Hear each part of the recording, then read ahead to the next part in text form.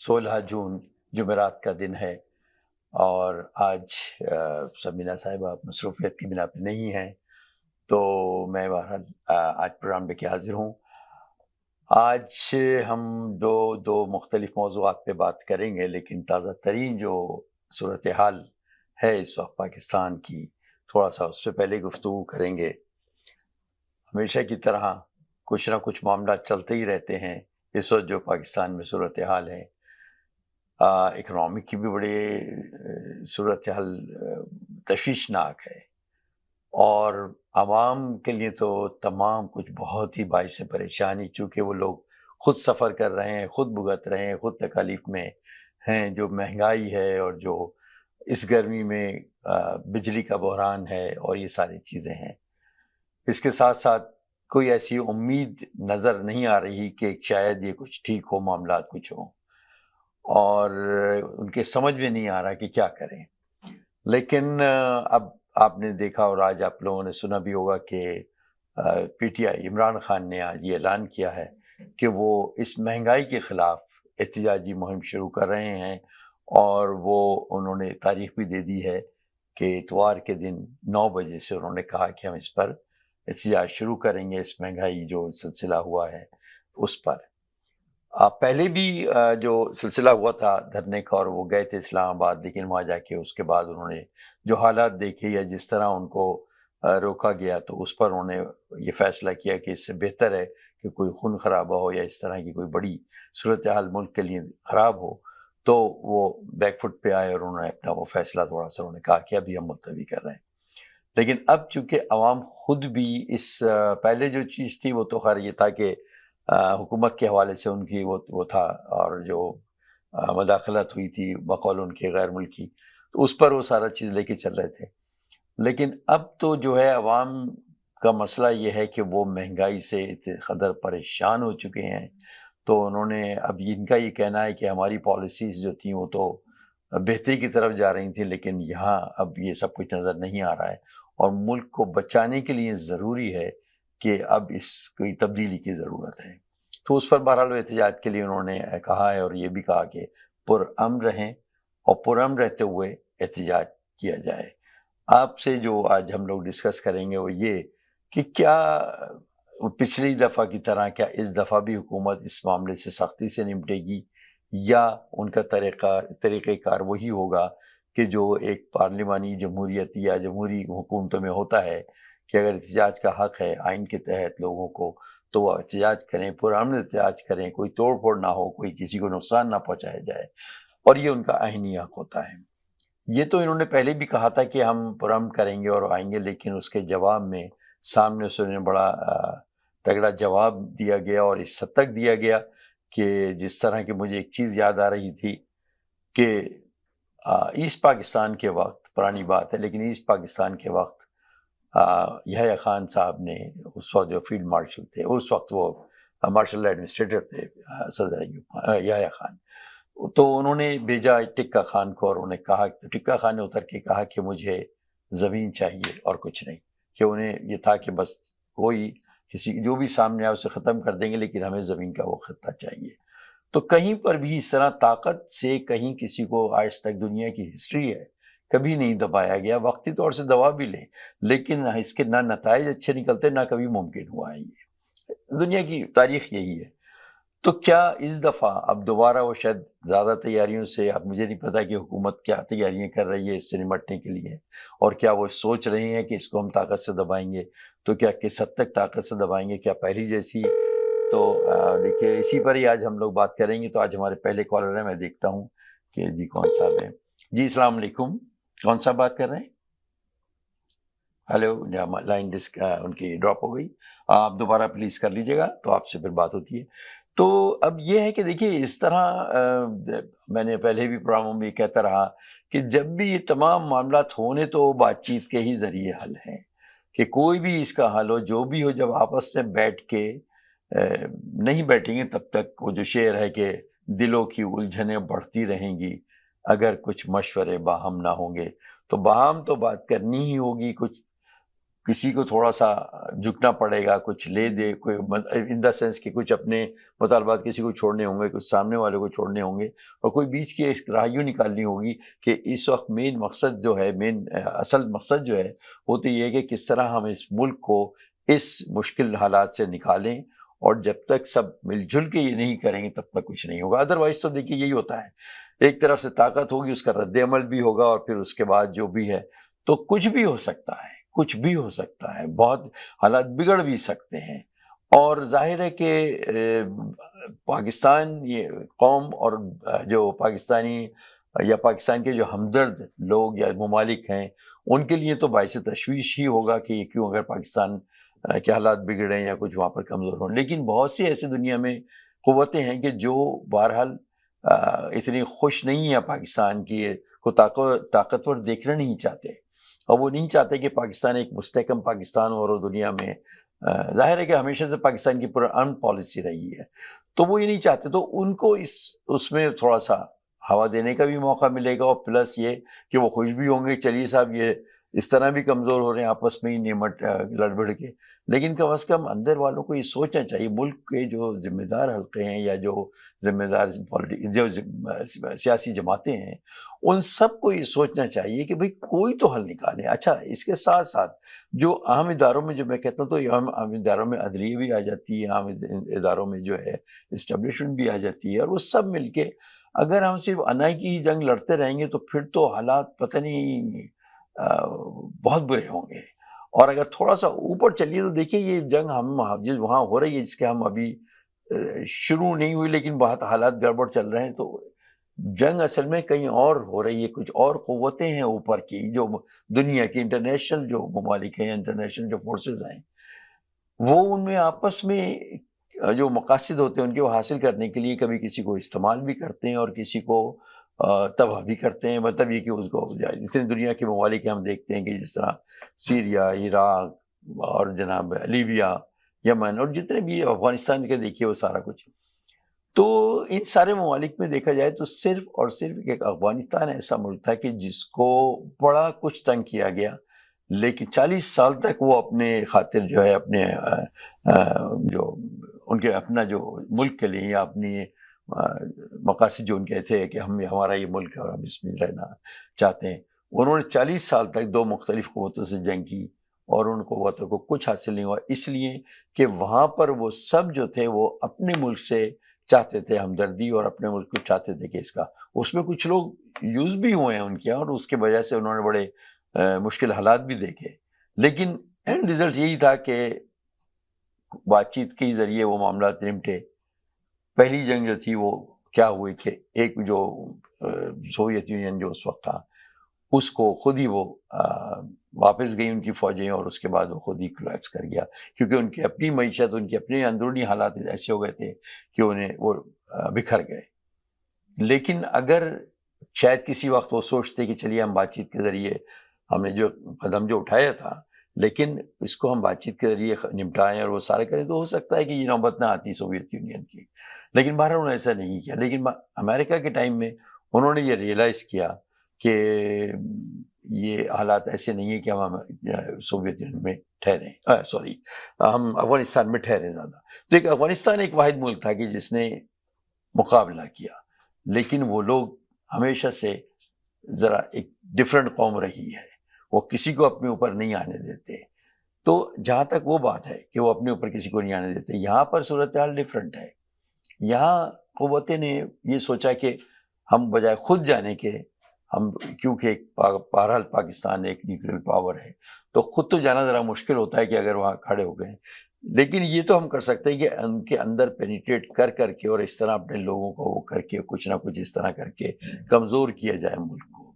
तो मेरा कहना बस यही है कि देखिए, अगर कोई हमें यूज़ भी कर रहा है, चाहे ना समझी में हम अगर यूज़ हो रहे हैं, तो तब भी हमें रियलाइज़ तो ये करना चाहिए जो भी है कि भाई अगर हम इस तरह मुल्क को नुकसान हो रहा है तो क्यों ना हम आपस में मिल बैठें। और लेकिन वो बैठे भी नहीं देंगी वो क़ुव्वतें कि जो चाहती हैं कि इस वक्त मुल्क कमज़ोर हो या मुल्क को ऐसा कभी एक को यूज़ किया जाता है, कभी दूसरे को, ताकि ये कि आपस में ये लोग रहें। लेकिन कब ये समझ आएगी हम लोगों को, कब ये होगा? अब जो नौबत आ गई वो बिल्कुल एक ऐसे आ गई है सिचुएशन कि जनाब अपनी अपनी आनाकी जंग भी जारी है, अपनी अपनी लड़ाइयाँ जारी हैं कि नहीं साहब ऐसा नहीं हो, लेकिन अवाम जो पिस रहे हैं तो अवाम क्या कह रहे हैं। तो अगर ये जान लिया जाए कि अवाम क्या कह रहे हैं तो उसका तो एक ही वाहिद हल यही है कि अवाम से पूछा जाए कि भाई आप किसे चाहते हैं, और जिसे वो चाहते हैं चाहे गलत या सही, और जिसको भी हो XYZ जो भी है उसको अगर वो लाते हैं तो बहुत अच्छी बात है, वो आए फिर बैठे और चलाएं। फिर अगर अच्छा चलाएंगे तो भी ये होगा कि हाँ भाई हम ही नहीं लेकर आए हैं, और बुरा हो तब भी वो ये होगा कि अच्छा भाई हम ही तो लेकर आए हैं, हम ही इसके जिम्मेदार हैं। लेकिन इसके लिए एक चीज और सबसे आम बड़ी जो चीज है वो ये है कि क्या एक फेयर इलेक्शन भी हो सकते हैं या नहीं। सबसे अहम चीज ये है, ये तभी मुमकिन है कि जब हम दिल से ये चाहें कि हाँ हमें मुश्किलात से मुल्क को निकालना है और एक फेयर इलेक्शन हो जाए, जो भी हो जाए। कि अगर इस वक्त हम आके अपोजिशन में बैठे तो ठीक है बैठ जाए, हो सकता है 5 साल बाद ये मौका हमें मिलेगा कि दो पब्लिक फिर हमारे पास आएगी और हम जब वोट लेने जाएंगे तो हमें वोट देंगे। लेकिन ये चीज तभी मुमकिन है जब सिंसियरिटी हो। अब जब सिंसियरिटी नहीं है तो फिर तो मुल्क को फिर यही हालात चलते रहेंगे। लेकिन ये हालात अब चलने वाले नहीं है, ये हालात अपना नताइज देने वाले हैं कि इस हंगामी इस जो गड़बड़ है या जो भी मुश्किलात हैं उसके जब नताइज आना शुरू होंगे तो वो फिर वही ऐसी टाइप के नताइज होते हैं कि जो मालूम श्रीलंका में हुआ जो कुछ हुआ, और या उसके बाद जो जैसे कि ममालिक ख़त्म भी हुए अपनी माशी सूरत हाल की वजह से, सोवियत यूनियन इसकी मिसाल है। तो मेरी ये समझ में नहीं आता कि अभी तक माशाल्लाह सारे ही लोग मतलब वहाँ पर ज़िम्मेदार भी हैं, अहम ओहदों पर भी हैं। कोई ऐसे बेवकूफ़ तो लोग नहीं है कि बिल्कुल ही बस पहुँच गए आखिर उन्होंने पब्लिक उन्हें लेकर आई है। तो कहीं न किसी कहीं न कहीं कोई न कोई जो भी जहाँ तक आया है, ऊपर आया है, तो उसमें कुछ तो समझ-बूझ होगी। तो वो समझ-बूझ हम क्यों नहीं इस्तेमाल करते कि हम इस मुल्क के लिए इस्तेमाल करें, इसकी बेहतरी के लिए इस्तेमाल करें, बजाय हम अपने ज़ाती मफ़ाद के लिए इस्तेमाल करें। ज़ाती मफ़ाद तो कुछ भी नहीं होता है। देखिए जी कॉलर हमारे हैं, पहले इनको देखता हूँ। जी अस्सलाम वालेकुम, कौन-सा बात कर रहे हैं? Hello, hello, hello. इनकी कॉल बार-बार ड्रॉप हो रही है। तो जी आप दोबारा कीजिए, आपकी कॉल ड्रॉप हो रही है बार-बार। तो बात ये दरअसल यही है कि जब तक कि हमें अपनी नेक नियति नहीं होगी सारे लोगों में, सारे फरीक़ैन में। अच्छा कभी ऐसा होता है कि जनाब मैं तो सामने वाला तो बहुत मुखलिस और बड़ी सिंसियरिटी से मुझसे आया कि साहब हम मामला तय करते हैं, लेकिन अगर मेरे दिल में चोर है, मेरे दिल में कोई गड़बड़ करने का इरादा है या कुछ है, तो बज़ाहिर तो मैं उससे कहूँगा हाँ जी, हाँ जी, हाँ बिल्कुल ऐसा करते हैं, चलिए ठीक है। लेकिन बात ये है कि दो सारे फरीक़ैन में सिंसियरिटी तो आए तो कैसे आ सकती है? तो फिर दूसरा फिर हल यही है कि चले सब अवाम के पास चलते हैं, अवाम फैसला कर ले। क्योंकि अवाम जब मुश्तरका कोई फैसला करेगी, और जब वो सारी अवाम तो बेवकूफ़ नहीं है, लेकिन चलिए वो कुछ भी फैसला करेंगे, जिसको भी लेकर आएँगे, कम से कम उन्हें ये होगा कि अब जो कुछ हो रहा है इस मुल्क में जो कर रहे हैं, उन वही लोग कर रहे हैं जिनको हम लेकर आए हैं, मुंतखब हमारे जो नए लीडर हैं अब जिनको अब हम चाह रहे हैं कि आएँ। कोई भी हो सकता है वो, कोई ज़रूरी नहीं कि पीटीआई हो, वो नून लीग भी हो सकती है, वो पीएस पार्टी भी हो सकती है, वो कोई भी पार्टी हो सकती है। तो बात ये है कि लेकिन ये डिसाइड तो हम करें कि चलो भाई हमने सियासी पार्टी बनाई है, तो ये थोड़ी है कि हम ही सारी ज़िंदगी हुकूमत करने के लिए बने हैं। कोई और होगा तो हम अपोज़िशन में बैठेंगे। तो ये जब तक नहीं होगा तो मैं बता ये रहा था देखिए कि अब हालात उस नहज पे पहुँचने लगे हैं कि जो इंतहाई तशवीशनाक है। मुझे अच्छी तरह याद है, मैं देखिए मशरक़ी पाकिस्तान की क्यों मिसाल बार-बार देता हूँ। बड़ा उसने दिल पे असर किया था, हालाँकि मैं बहुत छोटा था, स्कूल में पढ़ता था, लेकिन अपने फ़ादर को जिस तरह देखा। देखिए बात ये है कि मुझे अच्छी तरह याद है कि वो उस वक़्त सारी लोग जो थे वो नेगेटिव फ़ोर्सेस अपना काम कर रही थी, और जो सोचते थे कि नहीं जी हम तो बिल्कुल ही सही सही हैं, बिल्कुल होने देंगे, ऐसा नहीं हो सकता, कैसे टूट सकता है, तसव्वुर ही नहीं था क्योंकि वो पहला एक्सपीरियंस था। लेकिन अब चूँकि वो हालात देख चुके हैं कि जनाब सोचते तो ये है कि नहीं सब ठीक हो जाएगा, लेकिन सब ठीक होने में भी फिर ऐसा होता है कि जैसे कि हमारे हाथ में रेत हो, और वो जब वो निकलती है हाथों से तो फिर वो उसे आप रोक नहीं सकते। तो वो मकाम आने से पहले और अब देखिए आहिस्ता-आहिस्ता उस जानिब बढ़ रहे हैं। बड़े तकलीफ़देह ये सूरत-ए-हाल जो मैं बता रहा हूँ, लेकिन बहुत तकलीफ़देह। लेकिन अगर इस वक़्त इसका तदारुक ना किया जाए तो देखिए बहुत बहुत बुरे हालात भी हो सकते हैं। कि उस वक़्त जो ऑपरेशन हो रहा था, हालाँकि सिंपल सी बात थी, मैं तो अभी भी ये कहता हूँ कि मेजॉरिटी में अगर वो शेख मुजीब थे तो उनको कह दिया जाता है कि ठीक है, आप याह्या खान ने तो ऐलान भी कर दिया था कि जनाब हमने असेंबली का इजलास। लेकिन जो अक़लियत जो पार्टी थी उन्होंने कहा नहीं, अगर कोई गया तो उनकी टाँगें तोड़ दी जाएँगी। तो उस एक ही उनकी पार्टी का एक ही फर्द गए थे, वो अहमद रजा कसूरी साहब, वो वहां गए, उन्होंने अपनी पार्टी से इन्हिराफ किया और वो वहां गए, क्योंकि वो समझते थे कि बहरहाल अक्सरियत में जो पार्टी जीती उसे दे देना चाहिए। अब क्या वो मकासद थे कि जिस पर के उनको ये वहां जाने के लिए नहीं कहा गया, या उनको क्यों इख्तियार नहीं दिए गए कि भाई जो अगर मेजोरिटी है। अच्छा, अब उसमें सब अपनी अपनी बातें करते हैं, तमाम पार्टियां भी उसको अपनी अपनी बातें करती थी वो दिन, लेकिन जो काम होना था, जो साजिश थी, वो तो अपना काम कर रही थी, साजिशी लोग अपना काम कर रहे थे। इसलिए कि बहुत से सवाल उठते हैं, बहुत से सवाल, क्योंकि अब तो तारीख का हिस्सा है, बहुत सी किताबें भी लिखी गई हैं उस पर। लेकिन देखिए, तारीख जो अपने आप को दोहराती भी, अब देखिए तारीख, ये जब इसी तरह हालात रहेंगे कि ताकत से जो है पब्लिक को कुचल दिया जाए और उसको रोक दिया जाए और उसको जिस तरह भी हो, हालांकि ये सोचा जाए कि इन्होंने हमें तो पूरा हक दिया था निकलने का, हम तो सिंध से लेके इस्लामाबाद तक आए थे जुलूस लेके, वो अपने महंगाई के खिलाफ वो करते हुए, इसी एहतजाज करते हुए, इसी तरीके से नून लीग ने भी एहतजाज करते हुए वहां तक पहुंचे थे, और फजल रहमान साहब भी वहां तक गए, तो सब लोग गए थे। तो उन्हें क्यों नहीं ख्याल आता कि भाई इन्होंने हमें, तो हम भी आने दें, इसमें क्या है, मतलब होगा क्या, बहुत से वक्त क्या कर लेंगे, कोई मुल्क को नुकसान हो जाएगा, क्या तबाही होगी, क्या हो जाएगा।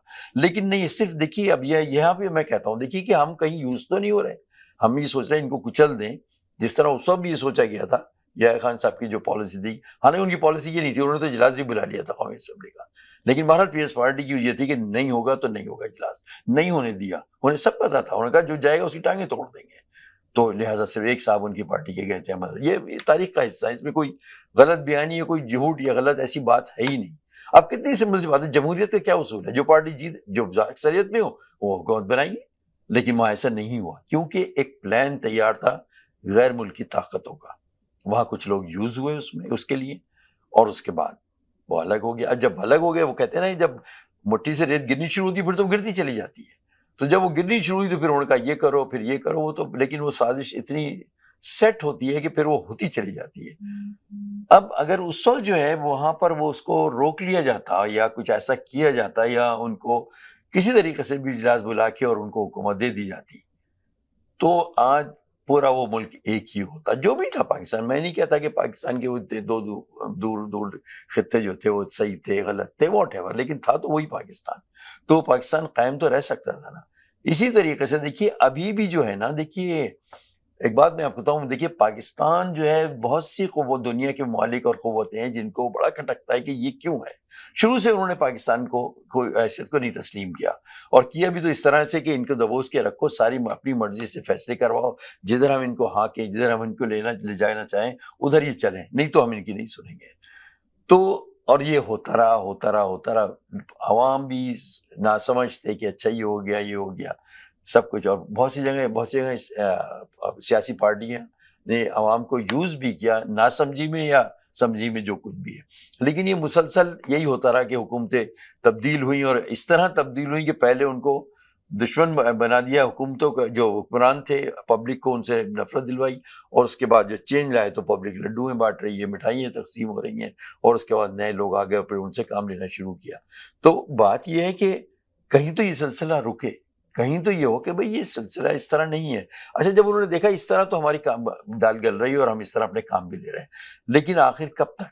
एक वक्त आया कि लोगों ने भी सोचना शुरू किया, और सियासी पार्टी ने, उन्होंने सोचा कि चलिए हम ये तो इस तरह तो नहीं चलेगा, हम भी एक इंडिपेंडेंट मुल्क। तो असल में बहुत पहले से इस पे काम शुरू हुआ। काम क्या शुरू हुआ कि देखिए कि इस मुल्क का सबसे अहम इदारा कौन सा है जो कि बड़ा मुस्तहकम है, बाकी इदारे तो इधर उधर तबाह कर दिए गए, पब्लिक में ये वो सारी बुराइयां, रिश्वत, ये वो, जो हर चीज बड़े एक आम बन गया, उसको बुराई बुराई नहीं समझी जाती थी।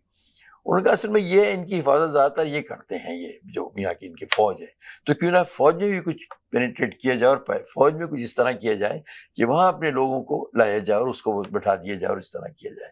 तो उन्होंने उनको इस्तेमाल करना शुरू कर दिया। अब जब सियासी पार्टियां तो इस्तेमाल होती थी कि आज मैं अपने मेरी मर्जी है तो मैं उनके पास जाके बैठ गया, दूसरे हैं तो वो उनके पास जाके बैठ गए, कभी वो, और इस तरह ये पिंग पोंग होता रहता था।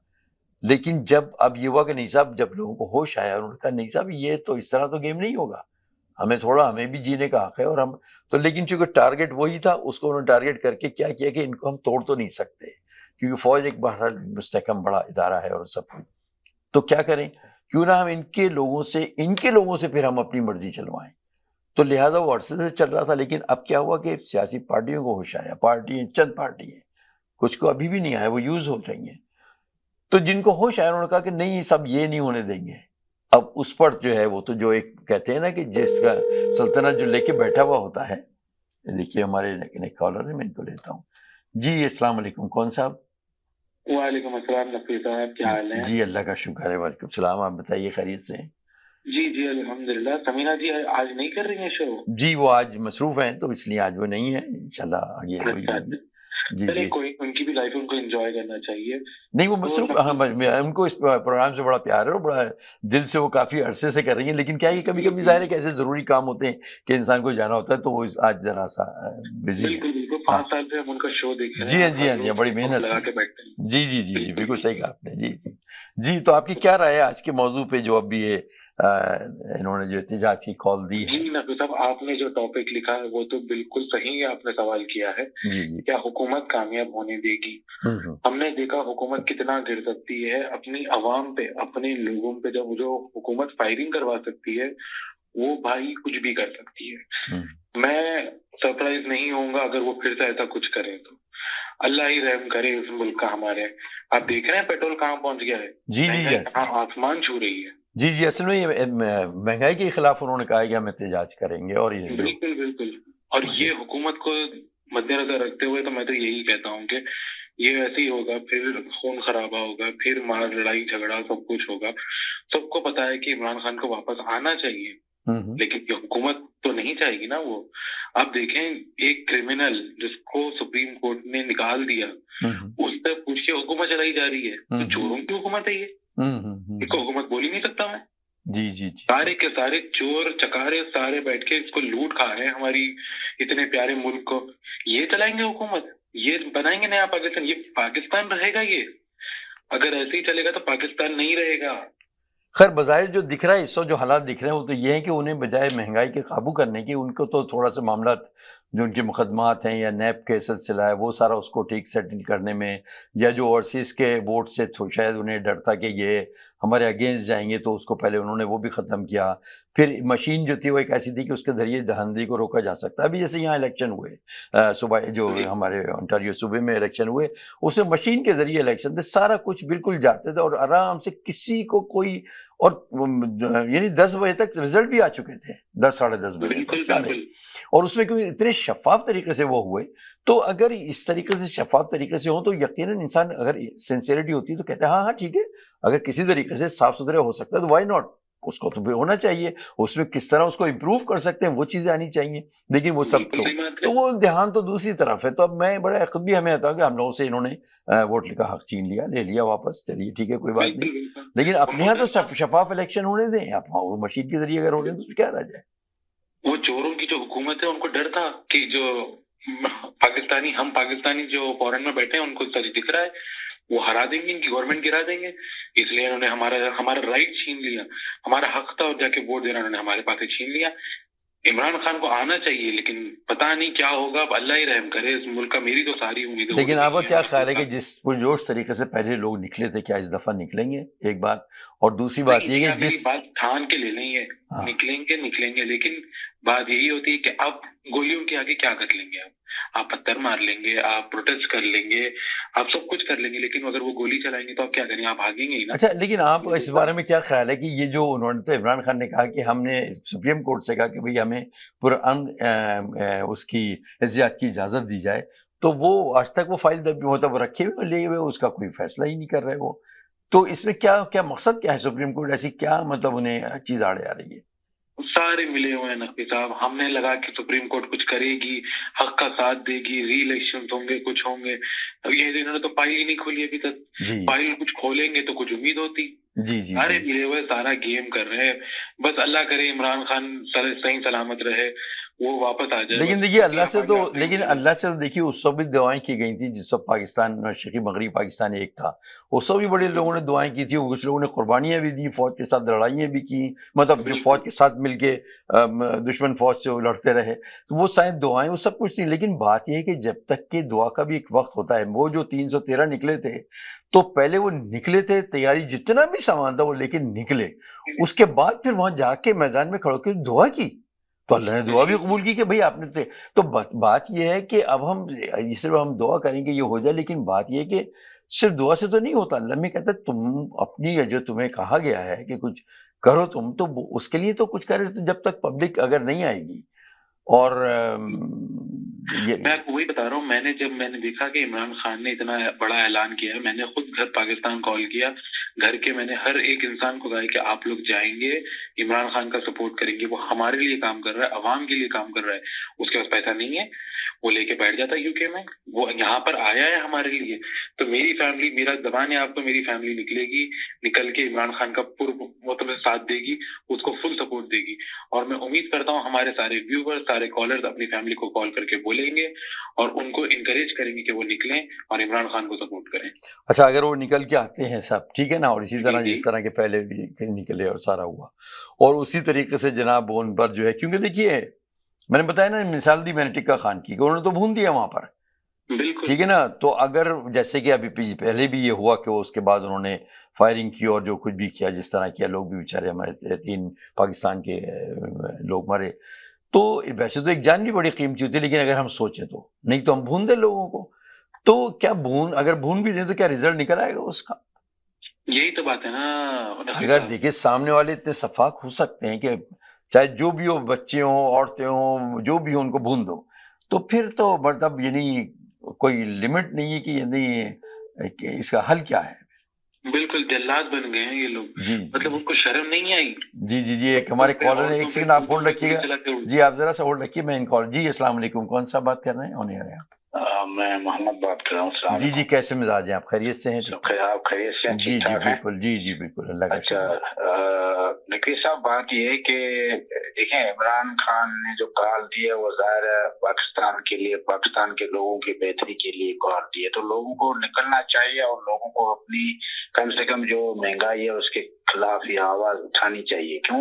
ये जो साला जो टोला था वो पहले तो महंगाई के ऊपर बहुत ज्यादा शोर मचा रहे थे, अभी ये जो कुछ कर रहे हैं अपने मफाद में और अपनी जो है ना चौधरात को काम रखने के लिए जो है कर रहे हैं, तो लोगों को आना चाहिए। और हम जो भी बाहर के जो हम अपने ओवरसीज पाकिस्तानी हैं सब अपने अपने एरियाज में कहें, और इस दफा इमरान खान की जो स्ट्रेटजी वो ये है कि लॉयर्स हैं और डिफरेंट फोरम पे जो फार्मर्स हैं या अलग अलग जो एरियाज हैं उसको उन्होंने जो है ना कन्विंस किया है कि भाई आप अपनी बेहतरी के लिए, पाकिस्तान की बेहतरी के लिए और चोरों से जान छुड़ाने के लिए अगर आप सब नहीं निकलेंगे तो एक फोर्स वॉइस जो है ना वो नहीं बनेगी।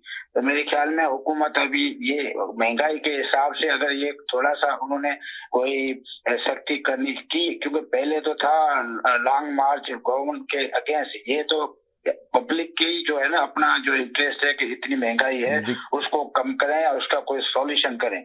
और दूसरी बात ये कि जो हमारे जो इदारे हैं वो तो सारे जो है ना वन साइडेड बन के बैठे हुए हैं, तो थोड़ा सा इदारों को भी शर्म आनी चाहिए कि पाकिस्तान की बका की खातिर और पाकिस्तान की बेहतरी के लिए अगर वो जो है ना इमरान खान की दुश्मनी की जगह पर नहीं मगर पाकिस्तान की बेहतरी के लिए अगर वो कुछ करना चाहे तो कर सकते हैं, मगर इन इदारों में सबकी सत्यानाश कर दिया, अपनी भी सत्यानाश करने पे तुले हुए हैं, तो ओवरऑल पाकिस्तान की जो है ना वो एक जो है नुकसान होगा। तो मेरे ख्याल में ये है कि इमरान को चाहिए ये छोटी छोटी एरियाज में या छोटे छोटे ये जो प्रोटेस्ट हैं इसी गवर्नमेंट के खिलाफ या महंगाई के खिलाफ करते हैं। जी आप होल्ड रखिएगा।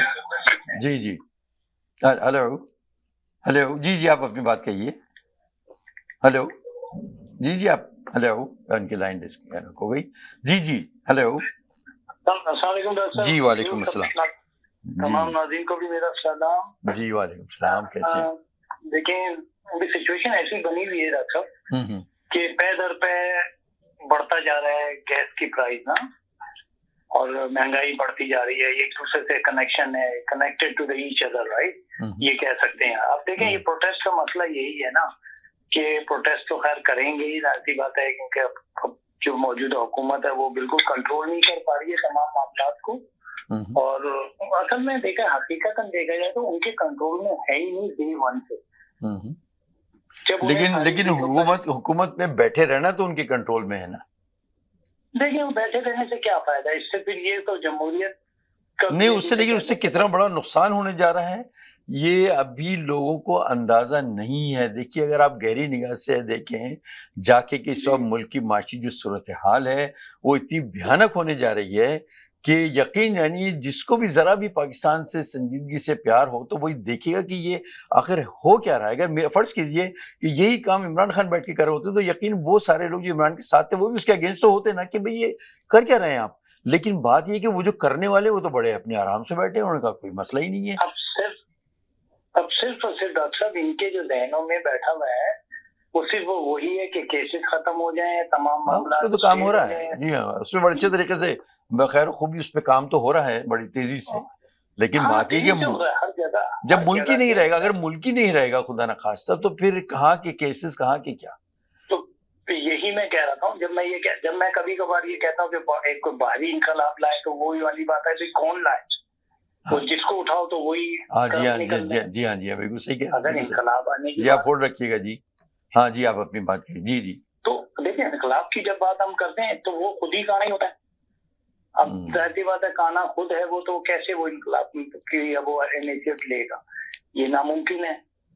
अगर एहतसाब का अमल हो तो हमारे सिस्टम में तो नहीं एहतसाब तो वो सब तो जो ये चीज वाज़ेह हो गई, इमरान खान ने बता दिया कि इतने 3.5 साल तक एहतसाब क्यों नहीं हो सका, ये तो वाज़ेह हो गया।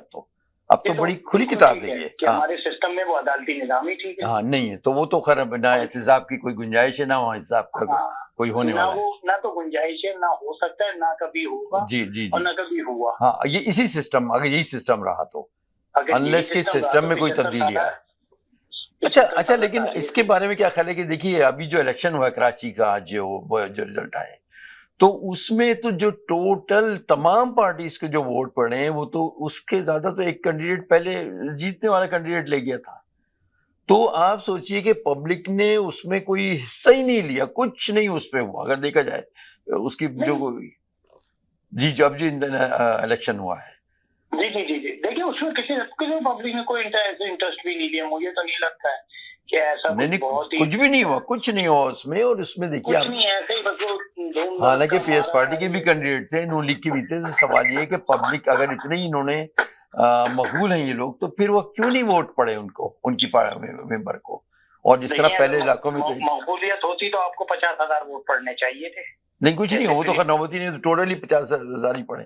तो मेरा पॉइंट ये कि अगर ये सब कुछ इन्हें नहीं दिख रहा, लेकिन क्या है कि उन्होंने सोचा है कि हमें तो बैठे रहना है, बिठाने वालों ने सोचा इन्हें तो बिठाए रखना है, चाहे मुल्क टूटे मुल्क रहे, इससे अब किसी को गरज नहीं। मैं तो बड़ी खुल के बात कर रहा हूँ, बड़े दिन में मुझे एक मौका मिला, लेकिन मैं 3 दिन से देख रहा था। यकीन जानिए कि इसी तरह जो है वो देखिए मुल्क, किसी मुल्क की मैशत ही उसे ऊपर उठाती है या गिराती है। तो इस वक्त जो सूरत हाल है तो वो इतनी खतरनाक है कि मुझे नहीं समझ में आता कि वो हल्के क्यों नहीं सोचते कि ये क्या होगा। यानी क्या उन्होंने ये एक्सेप्ट कर लिया कि हम इस मुल्क को तोड़ना है? नहीं, वो तो सब देखें, जो हालत बता रही है उनकी तो हालत यही बता रही है कि उनका कोई मतलब एज ए पाकिस्तानी कोई इंटरेस्ट ही नहीं है। यानी हुकूमत तो छोड़े, अवाम के बारे में भी कुछ वो नहीं है, पाकिस्तान की सांस के बारे में भी कुछ नहीं है।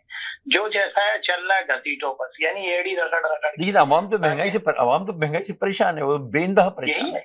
तो यही वजह देखें, इसी वजह से है ना, जब आपका देखें आपकी कोई पॉलिसीज ही नहीं है, किस एजेंडे के तहत आपने हुकूमत गिराई है। अगर आप ये समझते थे कि ये सारी चीजें हम कर लेंगे तो फिर तो आप हुकूमत गिराते आप उसकी, और फिर अगर 5-1.5 साल इनको पूरा करने देते तो तमाम आप क्रिटिसाइज करते इन्हीं को कि भाई आपके 5 साल दौर में कुछ भी नहीं हुआ। लेकिन ये बात तो बड़ी वाज़ेह है कि मकसद ही ये था कि हुकूमत गिराओ, और उसके बाद ये एनआरओ है, ये 100% ये एनआरओ एक है कि हम तुम्हें जी खुद ही ले लिया, और उसी पे खुद ही हम पूरा सारा चल रहा है। लेकिन किस कीमत पे लिया कि मुल्क अगर हिस्सों में बढ़ जाए तो हम अपना हिस्सा लेके खुश हो जाएंगे।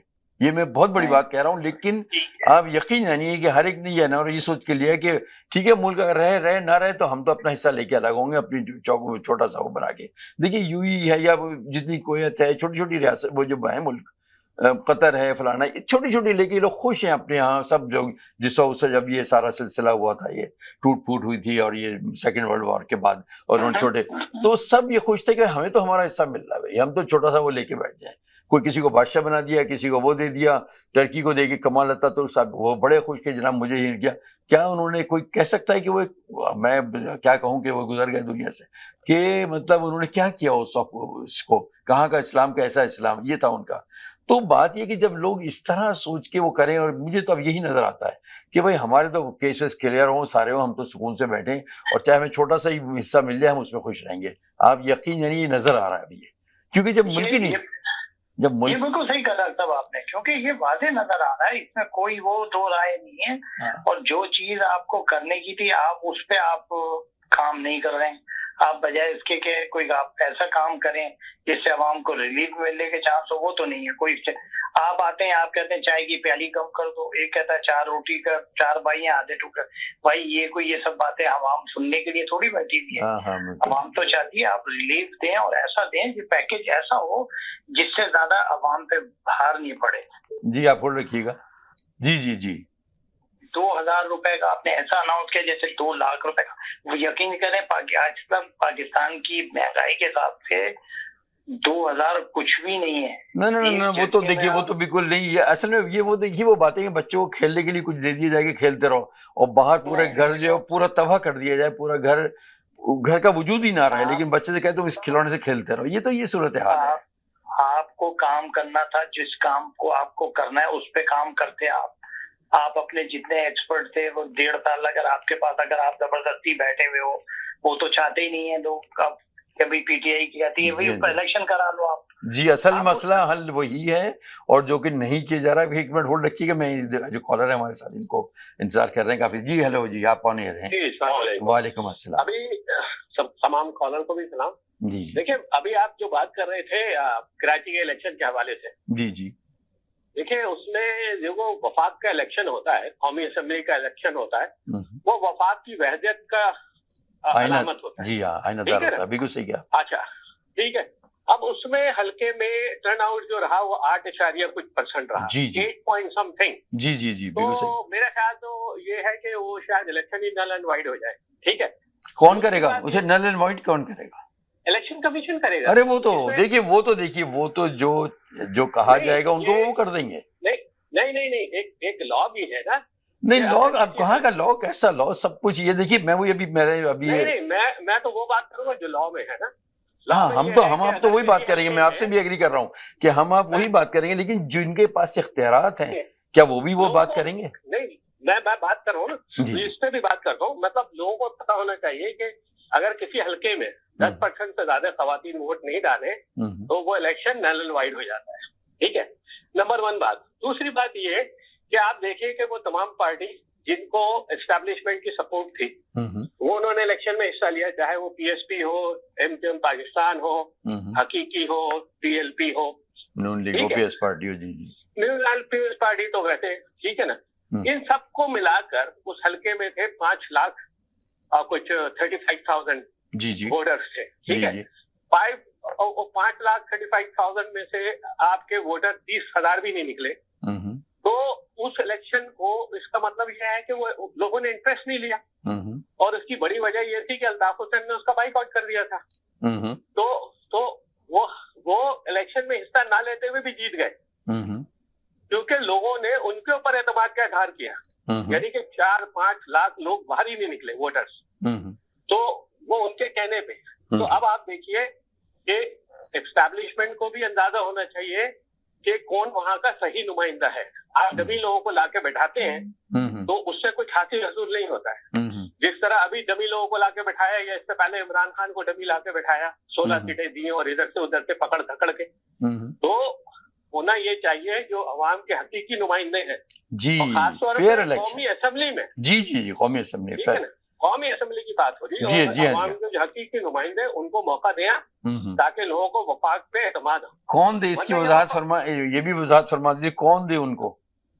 भाई जो भी एस्टैब्लिशमेंट का इदारा, एस्टैब्लिशमेंट तो देखिए एस्टैब्लिशमेंट जो कर सकती थी ना उसने कर दिया, जो इस वक्त हम देख। फिर पाकिस्तान को आप कहीं और धकेल रहे हैं। यही मेरा पॉइंट था। देखिए मैं ये कह रहा था, बिल्कुल सही आप पहुंचे। लोगों को और सियासतदान को आप बुरा भला ना कहें, आप उन लोगों को बुरा भला कहें जो पाकिस्तान को वहां धकेल रहे हैं। नहीं तो पाकिस्तान के सियासतदान तो यूज हो रहे हैं। देखिए पाकिस्तान के सियासतदान तो यूज हो रहे हैं, यूज हो रहे हैं। क्यों यूज हो रहे हैं? उनको यूज नहीं होना चाहिए। मेरा होना तो बहुत कुछ नहीं चाहिए, होना तो बहुत कुछ नहीं चाहिए, लेकिन सब कुछ हो रहा है। कौमी असेंबली ये लम्हे फिक्रिया है, बहुत बड़ा कौमी असेंबली का इलेक्शन, और उसमें 8% टर्न आउट है, और जो हकीकी अवाम के नुमाइंदे हैं उन्होंने जब इलेक्शन में हिस्सा नहीं लिया, तो आप देख ले लोगों ने एतमाद का इजहार किसने किया है।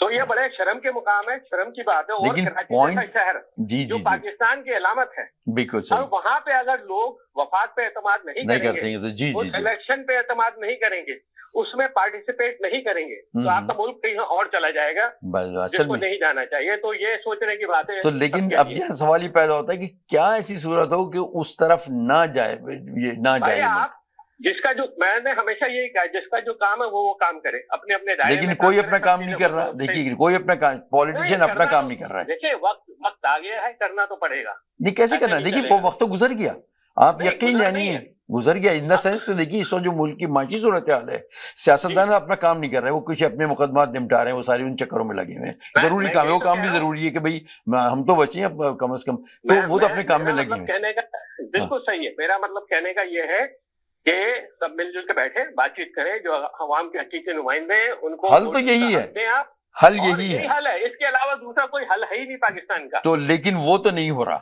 देखिए हल तो नहीं हो रहा, इसका मतलब है फिर बात हम तो फिर भी बात करेंगे उसी की जो सही चीज है। हम गलत चीज की बात कर ही नहीं सकते। बिल्कुल साहब नहीं कर सकते, लेकिन पॉइंट आउट तो करें, हम पॉइंट आउट तो करते रहे हैं कि जो बात गलत है सो गलत है।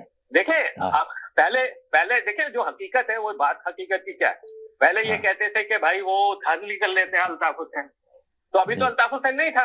जी ठीक है, तो अब क्या हुआ, आपको तो खुली छुट्टी थी, आप जो मुहिम चलाई आपने सब कुछ करा, पैसे खर्च करे, आपके वोटर 8.3% टर्न आउट है। तो इसका मतलब यह है कि कराची के हकीकी नुमाइंदा कोई और है। आप उसको पार्टिसिपेट नहीं करने दे रहे, तो आप तबाही की तरफ जा रहे हैं। जी बिल्कुल सही कहा। ये हमारे एक और कॉलर है और इनको भाई हेलो इनकी लाइन डिस्कनेक्ट हो गई। जी हेलो आप बताइए। जी डॉक्टर साहब, देखिए वही वाली बात आ जाती है भाई, जो इदारों को काम करना है वो तो काम करना चाहते ही नहीं और ना वो करेंगे। आप सियासतदान हैं, अवाम के नुमाइंदे हैं, आप क्यों भाई कर रहे हैं? आप तो अवाम का सोचें पहले, फिर आप वो स्टेप लें। या तो आपके बंदूक की नोक पे आपको बोले सीधे खड़े रहो आप लोग, आपका जो हम कह रहे हैं वो करते रहो। तो इस तरीके से ये जमहूरियत नहीं चलती, पार्लिमानी निजाम में बिल्कुल यही नाकामियां नजर आ रही हैं। जी सही कहा आपने। ये तमाम वो चीजें जो जी आप होल्ड रखिएगा, जी आप बात कहिए अपनी कंप्लीट कीजिए। जो अवाम की फेवर वाली बात करना चाहिए, तो फिर तो आप खालिसतन आप अवाम के नुमाइंदे हैं। देखिए ये सब जो अब ये सब चीजें किताबी हो गई हैं कि किताबों में जो होता है कि उसूल कायदे लिखे हुए होते हैं, किताबी हो गई है, इसमें कोई शक प्रैक्टिकली जो ग्राउंड रियलिटी है वो बिल्कुल अब चेंज हो चुकी है। और वो ये है कि बस मैं अपना हिस्सा लेके, अगर मुल्क जाए बाहर में, मैं तो अपना हिस्सा लेके अलग बैठ जाऊंगा और यही पाकिस्तान कहलाएगा। और वही तो मैं कह रहा हूँ, ठीक ठाक हिस्से चलते हैं जब भी, तो मैं कहता हूँ कि भाई ना तो एहतसाब होने का कुछ होने का चांस होता है और ना वो कभी होगा ना कभी हुआ। बिल्कुल नहीं। ये तो इसका चैप्टर ही क्लोज करते हैं। जी तो अभी एक और कॉलर जी एक और कॉलर इनको भी मैं लेता हूँ। जी आप अपनी बात कंप्लीट कीजिए, आप कंप्लीट कर लीजिए, अपनी बात कर ले। देखिए हाँ, तो मैं ये कहता हूँ कि भाई ये मुल्क को कहाँ धकेल रहे हैं आप। माशी हालत देखें क्या हो रही है और क्या चीज आपको ऐसी करनी चाहिए। आप बजाय इसके कि आप आके ये कहते हैं वो करके गया था, अरे वो क्या आप करके क्या करो आप मुल्क को, इतने बड़े मुल्क को 22-25 करोड़ की आबादी वाले मुल्क को आप इस तरह चला रहे हो जैसे कोई एक छोटा सा मतलब वो है जिला है कोई। जी बिल्कुल। मैं एक और कॉलर है हमारे साथ। जी अस्सलाम वालेकुम। जी आप कौन है? कौन सा? जी वालेकुम सलाम। कौन सा बात? हसन बात कर रहा हूँ। जी हसन साहब। बस सर, क्या हम रोज बैठ के डिस्कस करते हैं एक ही बात को और पाकिस्तान को मजाक बना के रखा हुआ है।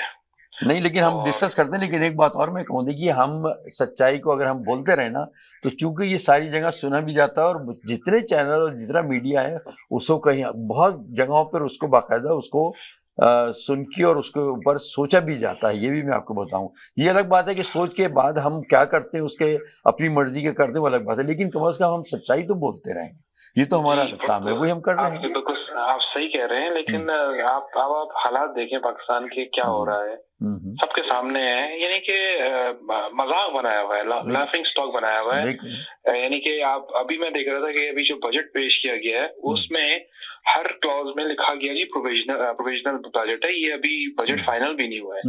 यानी मुल्क में फेक बजट किया हुआ है, नंबर फजिंग की हुई है, इलेक्शंस करवाते हैं, ये जिमनी इलेक्शन कराया 8% टर्नआउट हुआ, ये इनकी कोई वैल्यू है? कोई वैल्यू नहीं है। जब आपको अंदाजा हो कि मुल्क में यानी कि कोई कानून ही नहीं है, मुल्क पे कानून नहीं है, मुल्क पे मार्शल लॉ है, और वो आगे फ्रंट फेस पे जो है वो सिविलियंस को बैठा दिया है, जिनका मकसद क्या है, अपने केसेस खत्म कराओ और जान छुड़ाओ, पैसे जो ट्रांसफर किए उनको सब हलाल करो। तो और यानी कि जो ये सारे करवा रहे हैं, यानी कि जो फौज करवा रही है, यानी फौज के जो लीडरान करा रहे हैं, उन्हें बिल्कुल जरा से भी शर्म नहीं है कि वो ये क्या कर रहे हैं। यानी कि आप अच्छी खासी चलती हुई गवर्नमेंट को अगर कोई हिला दे और बोले कि नहीं तुम घर जाओ, हमें नालायकों को लाना है और इनके हमें केसेस और उनको NRO 2 देना है और करना है, और कोई ना बोले। अच्छा, इससे मैं एक सवाल आपसे करूंगा, कदर कलामी हो रही है आपकी, कि इनको क्या रकत का सवाब ये करने का जो लेकर आएंगे, जो इन्हें लेकर आए उन्हें क्या रकत का सवाब ये करने में? मुझे जो बात समझ में आ रही थी वो यही थी कि इन्होंने इमरान खान को इस्तेमाल करना था, मुश्किल फैसले करवाने थे, इकोनॉमी को स्टेबल करना था, कि कोई ऐसे चोरों को चक्कों को लोन तो देगा नहीं कोई कम मुल्क। अभी देखें, अभी शहबाज शरीफ साहब गए थे, सब ने उनको दिखा दी, नहीं जी आपके पास नहीं। इमरान खान ने कोशिश की थी, इमरान खान को पहले ट्रैप करके IMF की तरफ भेजा कि जाओ पैसे लेके आओ, ठीक है, लेकिन इमरान खान ने इस जो इकोनॉमी को संभाला उस कंडीशन में जब कोरोना आया हुआ था, पूरी इलाके की पूरे खित्ते में नेगेटिव GDP चल रहा था, उसने उसको संभाला और रिवाइव किया। इन्होंने देखा कि अच्छा जी पैसे आ गए। ये देखिए, ये बातें तो सब हम आप सब भी जानते हैं, और जो इनको लाने वाले वो भी जानते हैं, सब कुछ सिया सफेद है। जो लोग बैठे हुए हैं उन्हें भी पता है कि हाँ पहले क्या था, और इन्हीं के जमाने में रिपोर्ट्स भी आई कि किस तरह ऊपर वो जो सारी इमरान खान के जमाने की जो चीजें हैं वो ऊपर आई हैं, वो भी क्लियर कट है। लेकिन उसके बावजूद भी जो हम चाह रहे हैं वो हम करेंगे, और जिस तरह हमें लेके जाना है वो ले जाना है। बात यह है कि जो बैरूनी क़ुव्वतों का जो एजेंडा है वो पाकिस्तान को खत्म करना है, आप यकीन जान लीजिए, और उस पर पूरे भरपूर तरीके से काम हो रहा है। जिस तरह मैं हमेशा जी उन्हें कुछ एफर्ट करने की जरूरत नहीं है। हाँ नहीं, एफर्ट तो जो उन्हें करनी थी उन्होंने कर दी। उन्होंने पता है कि हम पैसे देके पूरी असेंबली खरीद सकते हैं। नहीं, वो जो उन्होंने एफर्ट करनी थी वो कर दिया, वो तो बड़े मुतमईन है कि अब ये अपने अंजाम को पहुंच रहे हैं। तो क्या हम इसको अंजाम को पहुंचने दें? तो अब एक ही रास्ता है कि लोग निकले बाहर जी, निकले। अगर लोगों में जरा सा भी एहसास है, क्योंकि ये तो हमारा सवाल जो था आज, जो हमारा सवाल वो यही था कि अब जो इन्होंने इतवार के दिन एहतजाज की अपील की है, तो क्या हुकूमत उसे रोकने में कामयाब होगी या वो अवाम कामयाब होंगे अपने? देखें दो एक बात होती है, या तो ये जबरदस्ती करेंगे, लोगों को मारेंगे। वो तो उन्होंने कह दिया है, मरियम नवाज का देखिए, मरियम नवाज साहिबा का आज बयान आ गया है, उन्होंने कहा हम तो इसको कुव्वत से रोकेंगे, उन्होंने कह दिया। अच्छा जी, ठीक है, अगर हुकूमत से रोका और पूरे हर शहर में लोग निकल आए बाहर, तो इनकी इतनी हिम्मत हो सकती है कि ये पूरे मुल्क को मार दें, 22 करोड़ आवाम को मार दें। 22 करोड़ आवाम को तो नहीं। देखिए बात में वो मैं अभी मिसाल दे रहा था, मैं कह रहा था जो इस पाकिस्तान के टाइम में टिक्का खान उतरे और उन्होंने कहा कि बस जमीन चाहिए, और उसके बाद उन्होंने कितने लोगों को मारा, लेकिन उसका अंजाम क्या हुआ? देखिए सारे लोगों को तो नहीं मारा है, सबको तो हम मार भी नहीं सकते। देखिए उनकी भी जिंदगी अल्लाह ताला के हाथ में, जो बच जाते हैं, मारने वाले से बचाने वाला बड़ा है। तो लेकिन बात यह कि उसका फिर एंड रिजल्ट क्या हुआ? लोग तो मर गए, जो जाने वाले थे चले गए, लेकिन मुल्क तो चला गया, मुल्क तो टूट गया। तो जी आप जरा होल्ड रखिएगा, जी आप अपनी बात कंप्लीट। लोगों को महंगाई को जिस तरह पे हमला किया गया है, प्राइसेस बढ़ा रहे हैं, लोग जिंदा नहीं रहेंगे। जब एक वक्त आएगा कि वो जो लोगों का एहतजाज और ये सब चीजें ये सानी हो जाएंगी, और मेन ये होगा भूख की वजह से लोग बाहर आ जाएंगे। अब वो इस कंडीशन पर ले आए ना, और यही उनकी ख्वाहिश है कि जिस तरह श्रीलंका में हुआ कि तोड़ फोड़ हंगामा, वो सारा कुछ, ये भी इसी तरह ये मुल्क भी तबाही की तरफ चलता रहे, क्योंकि इन्होंने हर तरीके से कोशिश कर ली गई कि किस तरह पाकिस्तान को बिल्कुल तबाह किया जाए, नहीं हो सकता था।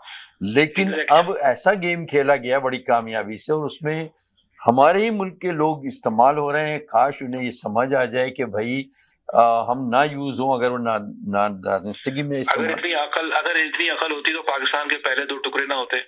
लेकिन मैं वही तो कह रहा हूँ, देखिए दुआएं करने वाले दुआ करते रहे, लेकिन वो 2 टुकड़े हो गया। दुआ करने से अब देखें ना, उनको जब दिमाग में सवार हो जाए कि हमारी एब्सोल्यूट पावर है, हम ही करेंगे बस। चलिए, अभी हमारे एक और कॉलर है, इनसे सुनते फिर मैं आपसे वापस आपकी तरफ आता हूँ। जी आप कौन है, कौन सा बात कर रहे हैं? जी वालेकुम अस्सलाम, कैसे हैं आप? आपके नाज़रीन को भी सलाम। ये सूरत हाल तो नकवी साहब बिल्कुल अल्लाह ना करे श्रीलंका के तरफ जा रही है, बिल्कुल जा रही है, बिल्कुल जा रही है।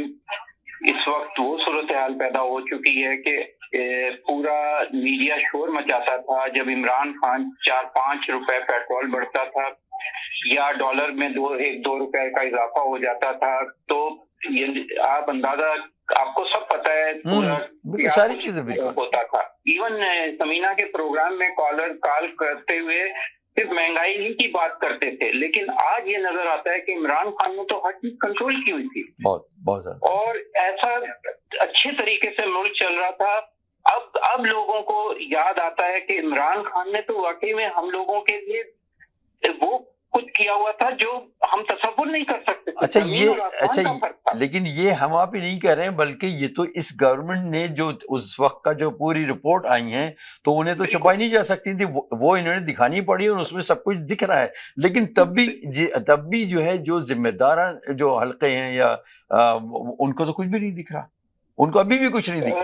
वो नहीं दिखेगा तो फिर अंजाम क्या होगा? मैं आपको नबी साहब बताऊं, वो कभी भी नहीं दिखेगा, इसलिए कि आपके मुल्क के जो 3 सतून हैं, मीडिया, अदलिया और आपके जो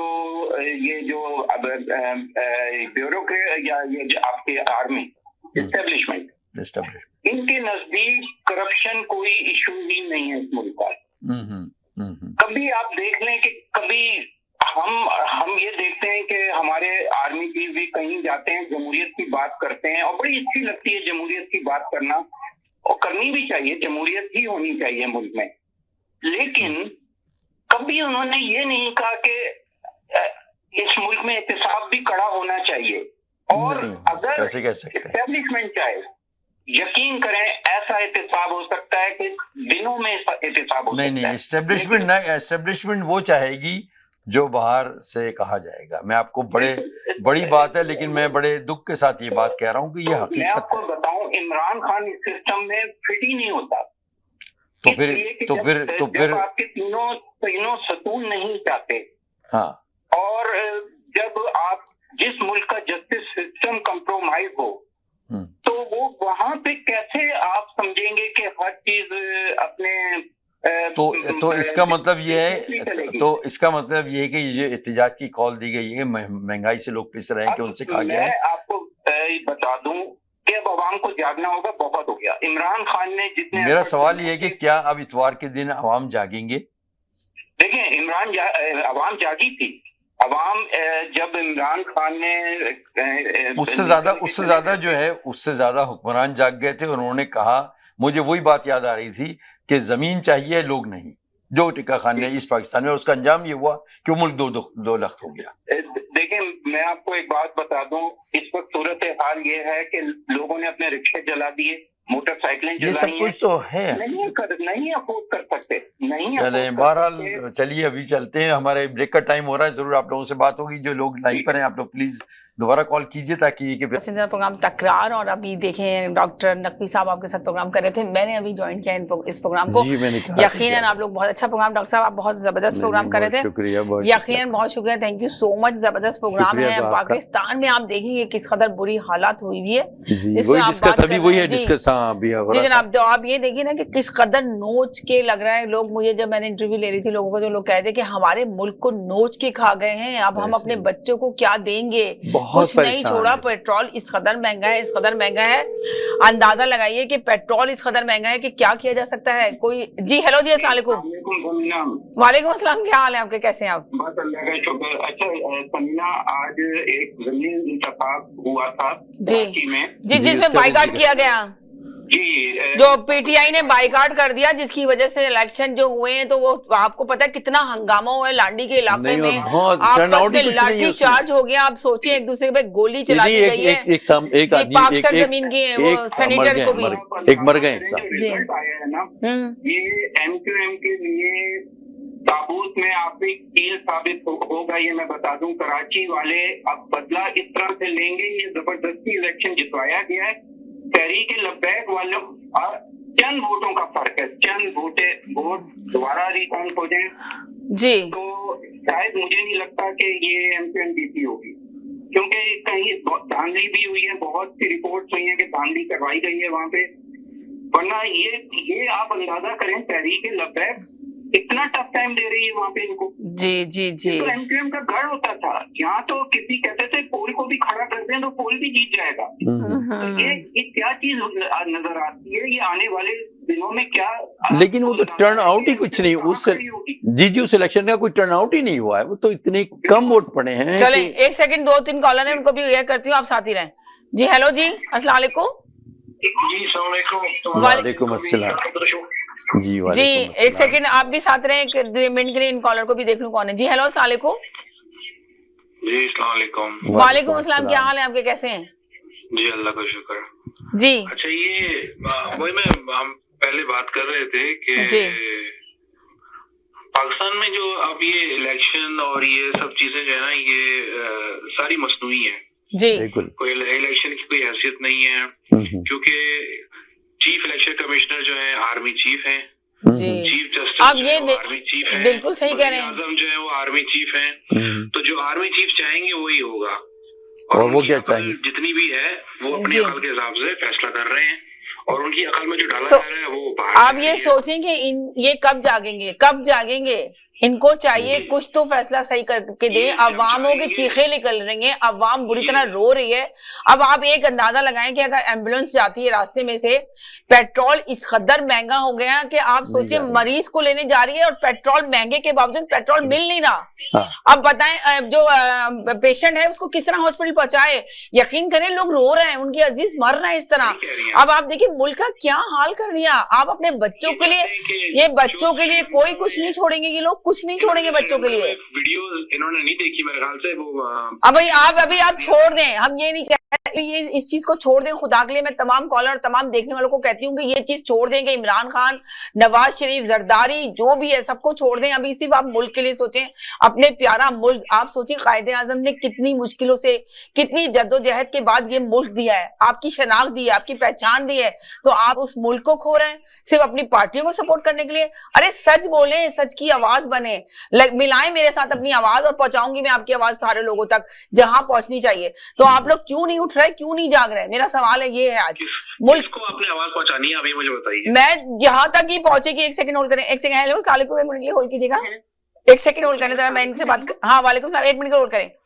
जी मैं चाह रही हूँ, आप सही कह रहे हैं। वो लोग तो समझ ले बहरे हुए हैं, उनके कानों पे जून तक नहीं चल रही है, बेहिसी देखे उन लोगों की। जी आपकी आवाज का कोई, आप सही कह रहे हैं, मगर हिम्मत नहीं हारनी चाहिए। हमें अपना काम करते रहना चाहिए, हमें जद्दोजहद करते रहना चाहिए। आपने देखा कायदे आज़म ने किस कदर जद्दोजहद की, कितनी आखिर बनाया ना पाकिस्तान। आप सोचिए इतने शदीद बीमार थे वो, उन्होंने उस वक्त आप लोग नहीं बताया कि पाकिस्तान बनने से रुक जाएगा। उनको टीबी थी, आपको पता है, कैंसर भी हो गया था, मगर उन्होंने नहीं बताया कि सिर्फ आप लोगों को एक मुल्क, प्यारा मुल्क दिया था। अब उनकी रूह को आप क्या पहुंचा रहे हैं? इस मुल्क में ये चीजें हो रही हैं। आप यकीन करें, मेरे पास वीडियो बनकर आई है, डॉक्टर के पास जाना था, एक पेशेंट बिल्कुल सीरियस कंडीशन में था, पेट्रोल नहीं था और पेट्रोल पंप पे गया, इतना महंगा पेट्रोल के बावजूद भी, मगर पेट्रोल नहीं मिला उसको। आप देखें, पेट्रोल गायब किया हुआ है। आप सही कह रही हैं, लेकिन पाकिस्तान में इन चीजों पे अब जो है बेहिसी इतनी ज्यादा हो गई है कि इन चीजों का फर्क नहीं पड़ता। अब इंसान की जिंदगी की कोई वैल्यू नहीं है। आप क्या समझ रही हैं कि लोग जो है उनको नजर नहीं आ रहा कि मिडिल क्लास जो है बिल्कुल खत्म कर दिया उन्होंने, फिनिश। अब जो है सिर्फ अमीर तर होगा और गरीब जो है वो या तो जिंदा रहेगा या मर जाएगा। जिंदा रहने का चांस तो खत्म हो गया। ये सूरत हाल कब तक रहेगी? क्या ये जो इतवार के दिन इन्होंने अपील किया तो लोग निकलेंगे? बिल्कुल, लोगों के पास कोई और चॉइस नहीं है। आप क्या कह रहे हैं डॉक्टर साहब, लोग निकलेंगे क्या? मतलब लोग निकले में, ऑलरेडी बाहर निकले में, लोग अंदर नहीं है। मरियम नवाज ने आज कहा है कि हम तो उन्हें सख्ती से रोकेंगे इसको, अगर इन्होंने वो किया तो। उनका बयान आ गया। क्या हैसियत है मरियम नवाज? तो आजकल तो वो तो सबकी फौज की तर्जुमानी भी वही कर रही है, सब वही कर रहे हैं। हाँ, वो सारा मिली जुली उनका। देखिए मैं ये कहती हूँ कि ना, चले एक मैं ये मरियम नवाज साहिबा से भी अपनी आवाज अगर मेरी वो सुन रही है तो मैं ये कहती हूँ कि एक इंसानियत के तहत आपके भी बच्चे हैं, आप भी माँ हैं, आप भी एक लेडीज हैं, मगर उनको तड़पते हुए जो गरीब आवाम इस कदर तड़प रही है, रो रही है, जबकि आप लोग तो यही नारा लेकर आए थे ना। तो अब तो ऐसा लग रहा है कि जो दूसरे लोग कह रहे हैं कि सिर्फ आप लोग अपने केस खत्म कराने के लिए आए थे, आपको आवाम की कोई फिक्र नहीं थी। यानी कि लगता है कि आवाम की किसी को भी फिक्र नहीं है, मुल्क की किसी को भी फिक्र नहीं है। ना आवाम की फिक्र है ना मुल्क की फिक्र है। आप देखें अपने प्यारे मुल्क की भी फिक्र नहीं है किसी को। जो इतना जुल्म के बावजूद भी कहता है मियां दे नारे वचन के, आवाम को क्या है, आवाम इतनी जबरदस्त मिली हुई, उनको वो बनाएंगे उनको बेवकूफ, और बना रहे हैं और आज भी बनाएंगे। देखिए अगर उनको ही काम करना है, उनको ही काम करना है, वो काम करें। यकीनन आ गए अपनी हुकूमत करें, सही तरीके से मैशियत को बनाएं, सल्तनत को चलाएं, मुल्क को चलाएं किसी तरह। नैब खत्म करा ली उन्होंने, वोट कर रहे हैं। आपको हम लोगों का वोट खत्म हो गया, के लिए आए वो कर रहे हैं। अल्हम्दुलिल्लाह वो सारे काम करेंगे और फिर वो जाएंगे। इसलिए आप क्या समझ रहे हैं कि वो आवाम के लिए आए? उनको कोई जाना नहीं, उन्हें वापस फिर आ जाना। उनके अब्बा जी बैठे हैं लंदन में, वो वहां से कह रहे हैं मेरे केस खत्म कराओ, जो हमने दौलत दी है उसको एंजॉय भी तो करना है ना पाकिस्तान में आके। तो पाकिस्तान के ये एक सेकंड के लिए होल्ड कीजिएगा, एक सेकंड के लिए होल्ड कीजिए, एक सेकंड के लिए होल्ड कीजिए। मैं आपके साथ आती हूँ, मैं आपके पास आती हूँ, 1 मिनट के आप मेरे साथ ही रहें, जाए नहीं, मैं 1 मिनट के लिए। जी हेलो जी, अस्सलाम वालेकुम। हेलो सलाम, आपके गेस्ट को भी बहुत अच्छा जी वालेकुम अस्सलाम। जी समीना, बिल्कुल सही बात, आपने नक्शा तो बिल्कुल दुरुस्त खींचा है। पाकिस्तान के हालात तो इंतहा से ज्यादा खराब ही हो रहे हैं जी। और आवाम जो पहले परेशान थी अभी भी परेशान है। पहले तो आवाम को शुगर की दवाइयां नहीं मिल रही थी, जी। आवाम को पेट्रोल नहीं मिल रहा है और उसके साथ साथ कहीं आटा नहीं मिल रहा है, कहीं कुछ नहीं मिल रहा है। तो ये कौन लोग आकर आप देखें, आप ये देखें, आपने बिल्कुल सही कहा। आप ये मेरा आपसे भी यही सवाल कर रही हूँ मैं। आप ये देखें कि चले महंगाई अपनी जगह है पर मिलना तो चाहिए। अब आप देखेंगे आटा नहीं मिल रहा, पेट्रोल नहीं मिल रहा, जो करी जा रही है जी। कुछ मखसूस ग्रुप हमेशा चाहे हुक्मरान कोई भी बंदे बैठ जाए, हुकूमत कोई भी बनाए, ये माफिया के खिलाफ कौन काम करेगा? कौन काम करेगा? बिल्कुल आपने सही कहा जी। आने वाले भी नहीं कर सक रहे हैं, इन्होंने तो दावा किया था ये भी नहीं कर सक रहे हैं, वो भी नहीं कर सके थे और वो फिर से दावा कर रहे हैं वो फिर नहीं कर सकेंगे। तो आखिर इन माफिया को कंट्रोल कौन डालेगा? सही कह रही है कि इसका हल ये नहीं है, मगर इसका हल है कुछ सोचने की जरूरत है। ये जो बड़े बड़े लोग बैठे, बड़ी ताकतवर जो पीछे से चला, देखे मुल्क ये वाले जो जी वो जिम्मेदार है इसके, और आवाम का हाल बिल्कुल खराब हो गया। कोई आवाम वहाँ पे खुशहाल नहीं हो गई, कोई आवाम की जात से तो कोई फर्क ही नहीं पड़ता। और इलेक्शन फिर भी हो रहे हैं, आज भी मैं देख रही थी कहीं पे इलेक्शन हो रहे हैं, ना सिर्फ इलेक्शन हो रहे हैं बल्कि वहाँ पर लड़ाई झगड़ा हुआ, फायरिंग हुई, कोई मर भी गया, एक शख्स मर गया। जी आलिम हुआ है कि आप यकीन करें कि इलेक्शन हुए, बहुत सारे लोग मरे, पाक सरजमीन के सैनिटर जख्मी हो गए, सब जिना हॉस्पिटल पहुंचे हैं। इतनी मार कुटाई हो रही है लोगों की, जो आम आप सोचें आम चलने वाले शहरी वो तक जख्मी हो चुके, बहुत सारे बच्चों की जानें चली गई, बाजार बंद हो गए। इस तरह मार धाड़ ये किस तरह से पाकिस्तान किस तरह, अगर धरना भी कर ले वो आ भी जाए, अब ये कह रहे हैं हम आने नहीं देंगे, अगर वहाँ से लोग एहतजाज करने आ भी जाए, अगर ये रोकते हैं, इनको रोकना तो खैर मुझे लगता है बिल्कुल भी नहीं चाहिए और उनको भी चाहिए कि जरूर अपना एहतजाज करें जो एहतजाज कराने वाले हैं, लेकिन वो धरने देकर ना बैठ जाए, क्योंकि जो थोड़ा बहुत चल रहा है पहिया मुल्क का वो भी बंद हो जाएगा। नहीं, उन्होंने एहतजाज की अपील की है। पीट के आप कितने लोगों की पिटाई करके एहतजाज को रोक सकते हैं? ये बिल्कुल गलत बात है। हर पाकिस्तानी शहरी का ये हक है कि अगर वो किसी चीज पे चाहे तो वो एहतजाज कर सकता है अमन अमान के साथ, तो उसको जोर जबरदस्ती से रोकना या उसके लोगों के ऊपर फायरिंग करना या इस तरह की हरकतें, मैंने यही तो मैं कह रही हूँ कि जरूर आगे बोले, इंसाफ की बोले। कोई जरूरत नहीं है कि आप किसी पार्टी को सपोर्ट कर रहे हैं, मुल्क के लिए बोले। सोचना चाहिए अगर पाकिस्तान है उसकी बका है तो तभी तो आप वहाँ पर बैठेंगे हुक्मरान बनके। आप सोचें पाकिस्तान है, हमारी पहचान है, हमारी शनाख्त है, पाकिस्तान बहुत प्यारा हमारा मुल्क है, उसके लिए जी सारे लोग ही परेशान हैं। और ये अगर ये पूरा गेम खेला जा रहा है तो ये किस चीज का गेम खेला जा रहा है, क्यों खेला जा रहा है? जी। अगर 70 साल से कुछ गलत था तो अभी भी दुनिया जो देखे कहाँ पर जाने की बातें करे, हमारा मुल्क तो बेचारा आटे दाल चीनी चावल दवाइयाँ किसी चीजों से बाहर आने के लिए ही वो तैयार ही नहीं हो रहे। हुक्मरानों को कोई पड़ी नहीं है, जो भी आता है वो अपनी बात बताता है, जब बैठ जाता है तो उसको सारी चीजें सही लगने लगती हैं और जब वो इक़्तिदार से उतर जाता है तो उसको सब चीजें गलत लगने लगती हैं। अब जो भी हुक्मरान होगा वही कहेगा भाई महंगाई पूरी दुनिया में है और अवाम बर्दाश्त करे। ओ भाई अवाम तो बर्दाश्त कर रही है, अगर पुरानों ने अपने खर्चे नहीं रोके, आप कौन से अपने खर्चे रोक रहे हैं? आपकी शाह खर्ची तो वैसी चल रही है, मच्छी तो की चाकर्चियां वैसे ही चल रही हैं, वैसे ही मसद में बैठने वाले अपने अखराजात तो कम करने के लिए तैयार नहीं होते। आवाम से कहते हैं कि आप 2 वक्त की बजाय 1 वक्त की रोटियां खा ले, तो शर्म नहीं आती हुक्मरानों को? कोई भी हुक्मरान अगर ये बात कहता है उसको शर्म आनी चाहिए, क्योंकि वो अपने खर्च कम करने के लिए तैयार नहीं है और इसका खराज भी आवाम के खून के आखिरी कतरे से चाहिए उन लोगों को। तो हमारे मुल्क का हशर बहुत खराब है। जो हमारी मुल्क में एस्टेब्लिशमेंट या जो भी लोग पाकिस्तान को पीछे कहते हैं कि वो सपोर्ट करते हैं, जो भी है वो खुद देखें कि क्या हो रहा है।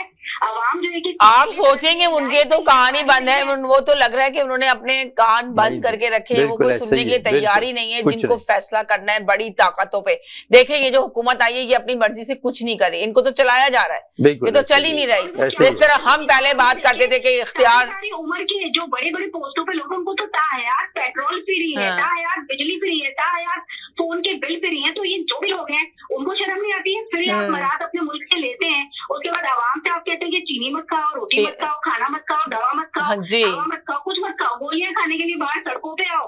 और उसके बाद जो वो बिल्कुल बहुत प्यारी बात की है, वाकई बहुत प्यारी बात की है कि गोलियां खाने के लिए सड़कों पे निकलो, सड़कों पे आओ, मगर कुछ ना मिले, 1 रोटी है तो उसके भी 4 हिस्से कर लो। मुफ्ती इस्माइल साहब बड़ी बड़ी बातें करते थे। अगर मुल्क में खर्चात मुल्क में कह रहे हैं ना कि डिफॉल्ट होने वाला है, ये पूरा मैसेज है आवाज एंटरटेनमेंट के प्लेटफॉर्म पे। मैं ये मैसेज देना चाहती हूँ पाकिस्तान के हुक्मरानों को और वहाँ पर करता धरता को और जो सिस्टम बनाने वाले उन लोगों को कि अपने अखराजात तो कम करें पहले।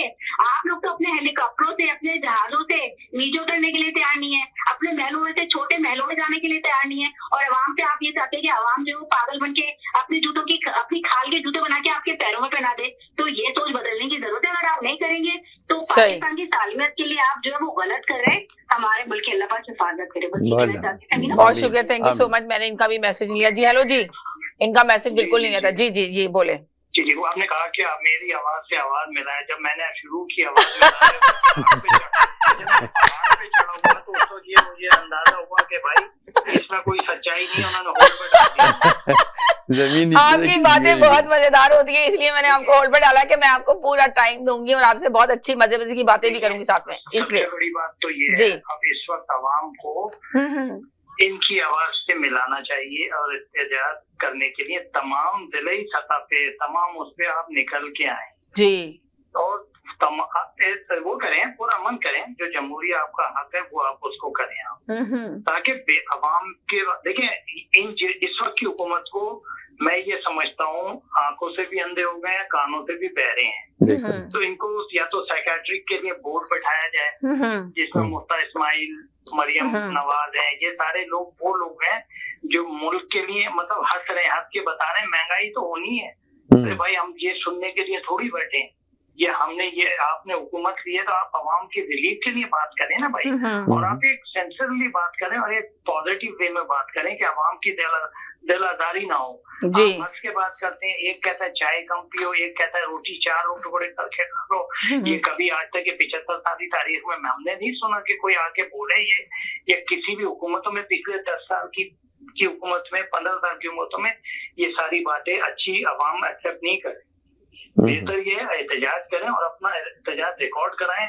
मैं तो कहता हूँ जो जहाँ पे रह रहे हैं ना वो निकले जरूर, ताकि इनको ये पता चले ना कि भाई कि आवाम कितनी परेशान है।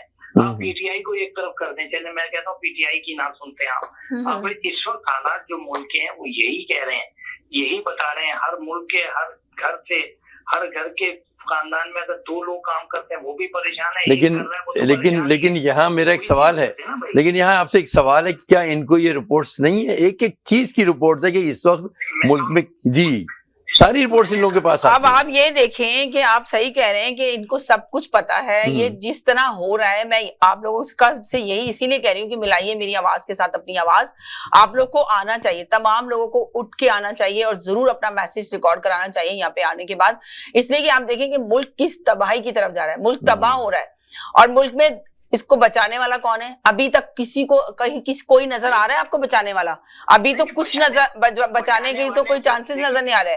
आप देखिए और अंदर ही धंसता चला जा रहा है, धंसता चला जा रहा है। मैं अभी आपको मैं लिख के दे दूं, अभी अगर आप जितने भी ब्यूरोक्रेट्स हैं, जो बड़े बड़े सनतकार हैं, उन सबको बिठा के बात करा के बैठा लें, वही यही कहेंगे आप ये चीजें तो कर ही नहीं रहे, हमारा किस तरह कारोबार बढ़े, हम किस तरह एक्सपोर्ट को बढ़ाएं, आप ये चीज तो कर नहीं रहे। तो हर एक को शिकायत होगी 100%। जी वो तो है, लेकिन सुने कौन? वही मैंने आपसे कहा ना, 2 चीजें हैं, या तो साइकेट्रिक का बोर्ड बिठाएं और आंखों वाला डॉक्टर भी है, कानों वाला भी डॉक्टर बैठे उसमें, लेकिन ना तो अकल के बिल्कुल लेकिन आपको पता है बोर्ड तो एक बैठा था जिसकी वजह से एक साहब बाहर चले गए, वो भी तो बोर्ड ही बैठा था।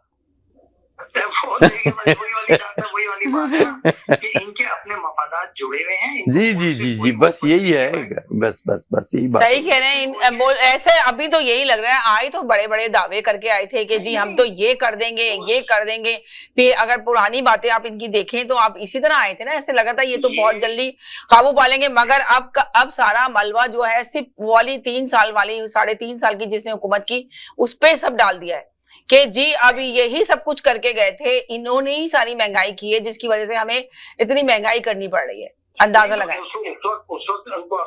अब आप ये देखें, अगर ठीक है, अगर ये कहते थे ना कि वो नालायक हुकूमत है और उस हुकूमत को तो हुकूमत चलानी नहीं आती, इनको तो पता ही नहीं है, इनके लोगों को, इनके साथ जितनी काबीना में टीम बैठी हुई है वो बिल्कुल बेकार टीम है। और कहते हैं कि क्या कहते हैं, किस किस्म का नालायक का टोला है, किस कदर बड़ी बड़ी बातें करते थे। तो अब आप देखें, अगर ठीक था, इनको पता था कि नालायक है, हुकूमत नहीं चलानी आती, अवाम बहुत परेशान थी उस वक्त, महंगाई बहुत ज्यादा थी, जो इनके अपने लफ्ज थे कि महंगाई इतनी हो गई है, गरीब अवाम से इन्होंने रोटी छीन लिए। तो क्या लगता था इनको 1.5 साल इनको हुकूमत करने देते, 1.5 साल के बाद इलेक्शन कराते, ये कभी नहीं आते वापस। आप लिख लेंगे, कभी नहीं आते वापस। और ये इज्जत के साथ आते वापस, जो इस वक्त अभी हर जगह इनके लिए नारे लग रहे हैं, इंपोर्टिंग हुकूमत को नहीं चाहिए, हमें नहीं चाहिए, इस तरह के नारे लग रहे हैं। रोडों पे लोग निकले हुए हैं, रोडों पे लोग नारे लगा रहे हैं, लोग गाड़ियां जला रहे हैं, पथराव कर रहे हैं, हर छोटे बड़े इलाके में इसी तरह के हंगामे हो रहे हैं। अभी इलेक्शन हुए, तहरीक इंसाफ ने बाइकाट कर दिया इलेक्शन का। अब इलेक्शन का आपने रिजल्ट देख ही लिया क्या हुआ। तो यही तो कह रही हूँ कि बेकार हुए ना, तो ये मुल्क इस तरह चलेगा क्या? आप बताएं मुझे। मैं तो अभी ये बात कर रही हूँ, चला ही रहे हैं वो तो, कैसे चला रहे हैं? वहां कह रहे हैं कि वो मुल्क में कोई हुकूमत ही नहीं है, हुकूमत ही किसी की नहीं है, कोई वज़ीर आला ही नहीं है, कोई है ही नहीं, तो हुकूमतें कैसे चल रहा है मुल्क? मैं आपको बताऊं, देखिए सबसे पहले 2 वजीर आजम, मैं पहले भी इस प्रोग्राम में डिस्कस कर चुका हूँ, एक लंदन में बैठा है, एक इस्लामाबाद। 2 वजीर खजाना, एक इस्लामाबाद, एक लंदन में। 2 वजीर आजम, 2 वजीर खजाना, मुल्क है वो जीरो पे खड़ा हो गया आकर। जी, पंजाब में 2 वजीर, मैशियत तबाह हो गई मुल्क की। 2 गवर्नर, 2 डिप्टी स्पीकर। जी हाँ, जी बताइए आप क्या ऐसा ही, बिल्कुल यही मुल्क का, ये इस तरीके से मुल्क चलते हैं। लेकिन चलाने वाला कोई भी नहीं, वही चलाने वाला सिर्फ एक बड़ी ताकत है। और जब तक उनका हुक्म चलेगा, 1 मिनट के लिए इनको भी ले लूं, काफी देर से बोल पे। जी जनाब। जी आप अभी आप करेंगे कि मुल्क में कोई हुकूमत नहीं है, कोई चला नहीं रहा, भाई चला तो रहे, बाजवा साहब बैठे हैं, मैंने कहा ना चलाने वाला एक, वो इन्होंने कहा चलाने वाला एक, मगर मैंने कहा उनके कानों पे जू नहीं चल रही। वो बड़े लोग जो है वो हुकूमत को चलाने दे ही नहीं रहे, अवाम के लिए सोच ही नहीं रहे। क्या सोच लेकर आए हुए? वो सोच ये लेकर आए हैं कि जो हमारे पर केसेस हैं, चोरों के ऊपर जो केसेस हैं, वो खुद आपको सारे साफ होने, सारे जितने भी हमारे पास झूठे केसेस थे ना, सारे करवा दो और क्लीन नीट होके घर जाओ, और जो पैसे कमाए हैं, जो लूटे हैं आवाम से, जी जी जी जी जी लंदन में जी, तो ये प्रोजेक्ट पे काम हो रहा है, बिल्कुल हो रहा है। वो जैसे ही कंप्लीट हो जाएगा, वो प्रोजेक्ट मैंने बता भी दिया कि क्या है, आवाम के सामने आ जाए, और हम इलेक्शन की तरफ जा रहे हैं और इलेक्शन कराएंगे। और इलेक्शन में भी इन्होंने प्लानिंग कर ली है पूरी, बिल्कुल हो गई, प्लानिंग पूरी है बिल्कुल। हमने, क्योंकि कोई हुकूमत इतनी महंगाई एक दफा में करने की हिम्मत नहीं कर सकती जब तक उसको पीछे से पता हो कि मैं नेक्स्ट इलेक्शन में मैंने आना ही आना है। गारंटी इनको मिली हुई है, बिल्कुल। आपने जो खून चूसना है आवाम का चूसो, महंगाई करनी है करो, आप दोबारा आओगे, फिक्र मत करें आप। यानी कि आप ये कह रहे हैं कि उनको ग्रीन सिग्नल मिल, कोई हुकूमत सोच सकती है कि वो 60 रुपए सिग्नल मिल चुका है उनको? आप ये कह रहे हैं ग्रीन सिग्नल मिल चुका है उनको? 3 रुपए और 10 to 5 रुपए बढ़ाता था तो पूरा मीडिया शो करता था, और अब सबके साफ सूंगा हुआ है। उसकी वजह है कि जो करने वाले हैं उन्होंने बताया हुआ है कि तुम करो, फिक्र मत करो, आना तुम नहीं दोबारा। बिल्कुल ऐसा ही है, ऐसा ही। तो एग्जैक्टली वो यही हो रहा है, प्री प्लान हो रहा है। चले मैं इनका भी मैसेज कर ले जी, साथ रहे, इनका एक और का मैसेज ले लूं मैं। कॉलर का बहुत देर से बार बार कॉल कर रहे हैं, 1 सेकंड आप साथ ही रहें। जी हेलो, जी जी हेलो समीना जी, सूरत हाल बहुत ही तकलीफ दे है जी। आपको मैं क्या क्या सुनाऊं? एक तरफ मिफ्ता इस्माइल रोजाना बम गिराते हैं, महंगाई आसमान को छू रही है, और अपनी जो एक घर है इन्हें मिला हुआ है इस्लामाबाद में, जो वहां पे उसको रेनोवेट करवाया जा रहा है, उस पे 48 लाख रुपया खर्च हुआ है। आप अंदाजा करें इस वक्त अवाम का ये हाल है कि 2 वक्त की रोटी उनके लिए खाना मुश्किल हो गई है। और वजीर आजम इम्पोर्टेड वो अपने स्विमिंग पूल पे 9 करोड़ रुपया खर्च करते हैं। ये हाल हुआ है आपके मुल्क का इस वक्त। ये गरीब की आवाज बनेंगे, ये गरीब का कुछ दर्द रखते हैं ये लोग। बताएं, 48 लाख रुपए अपने उस रेनोवेशन करवाई जा रही है, और जबकि वो बेहतरीन घर हैं, उसमें अभी एक तरफ तूफान है महंगाई का, और उसके ऊपर ये इनकी हरकतें देखें। डॉलर आपका 213 रुपए में भी नहीं मिल रहा था आज। जी जी जी जी जी जी। आपके मुल्क की आपको इंपोर्ट करनी है गंदम, आपके मुल्क में गंदम का बुरान पैदा हो रहा है जी, उसके लिए डॉलर चाहिए आपको। ये सूरत हाल है कि एक वीडियो आती है, यकीन करें, एक कैदी उसको आजाद किया जा रहा है, तो वो कहता है मुझे बाहर नहीं जाना, इतनी महंगाई बाहर है, मैं मर जाऊंगा बाहर, तो मुझे कुछ खाने को ही नहीं मिलेगा, मुझे जेल में ही रहने दो। ये सूरत हाल हो गई है लोगों की। किधर ले गए हैं ये मुल्क को? बात होती है महंगाई की। महंगाई इमरान खान के दौर की महंगाई 3 महीने पुरानी है, ज्यादा पुरानी नहीं है। हर चीज का डेटा मौजूद है, आप लोग देख सकते हैं। 3 गुना से भी ज्यादा महंगाई हो गई है, 3 गुना 4 गुना महंगाई है। अभी तो जब बिजली के और गैस के बिल आएंगे ना, लोग सर दीवारों में सर मारेंगे कि ये हो क्या रहा है हमारे साथ, कैसे हम देंगे। ये किधर ले गए मुल्क को? ये खत्म कर दिया मुल्क, इसमें बचा क्या है? लेकिन बहुत मुतमईन है, लाने वाले बहुत मुतमईन है, या एक दूसरे को मारेंगे, नहीं निकालेंगे, छीन के कोई भाग रहा होगा, यही होगा। नहीं, लाने वाले जो हैं वो बड़े आप ये देखें कि वो जो बोल रहे हैं डॉक्टर साहब के लाने वाले बहुत मुतमईन हैं, लाने जो लेकर आए हैं इनको, उनके तो बिल्कुल भी लग रहा है कि इतनी खामोशी तारी है, और वो क्या चाह रहे हैं क्या।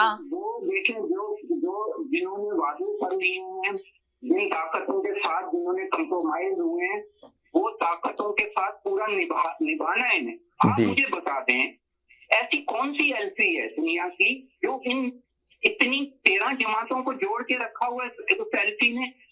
ये तो एक आप अंदाजा नहीं कर सकते, ये किसी वक्त भी एक टेबल पे नहीं बैठ सकते, इतने इख्तिलाफात हैं। आज मैं ये पूछता हूँ, वो 20-22 अरकान किधर चले गए जो रोजाना ढोल पीटते थे आके कि महंगाई बहुत हो गई? वो एमसीएम किधर चली गई? जो इमरान खान की हुकूमत में 3 रुपए पेट्रोल बढ़ जाता था या 3 रुपए 2 रुपए डॉलर बढ़ जाता था तो शोर मचाते थे, आसमान पर उठ जाता था। तो कहाँ है वो लोग?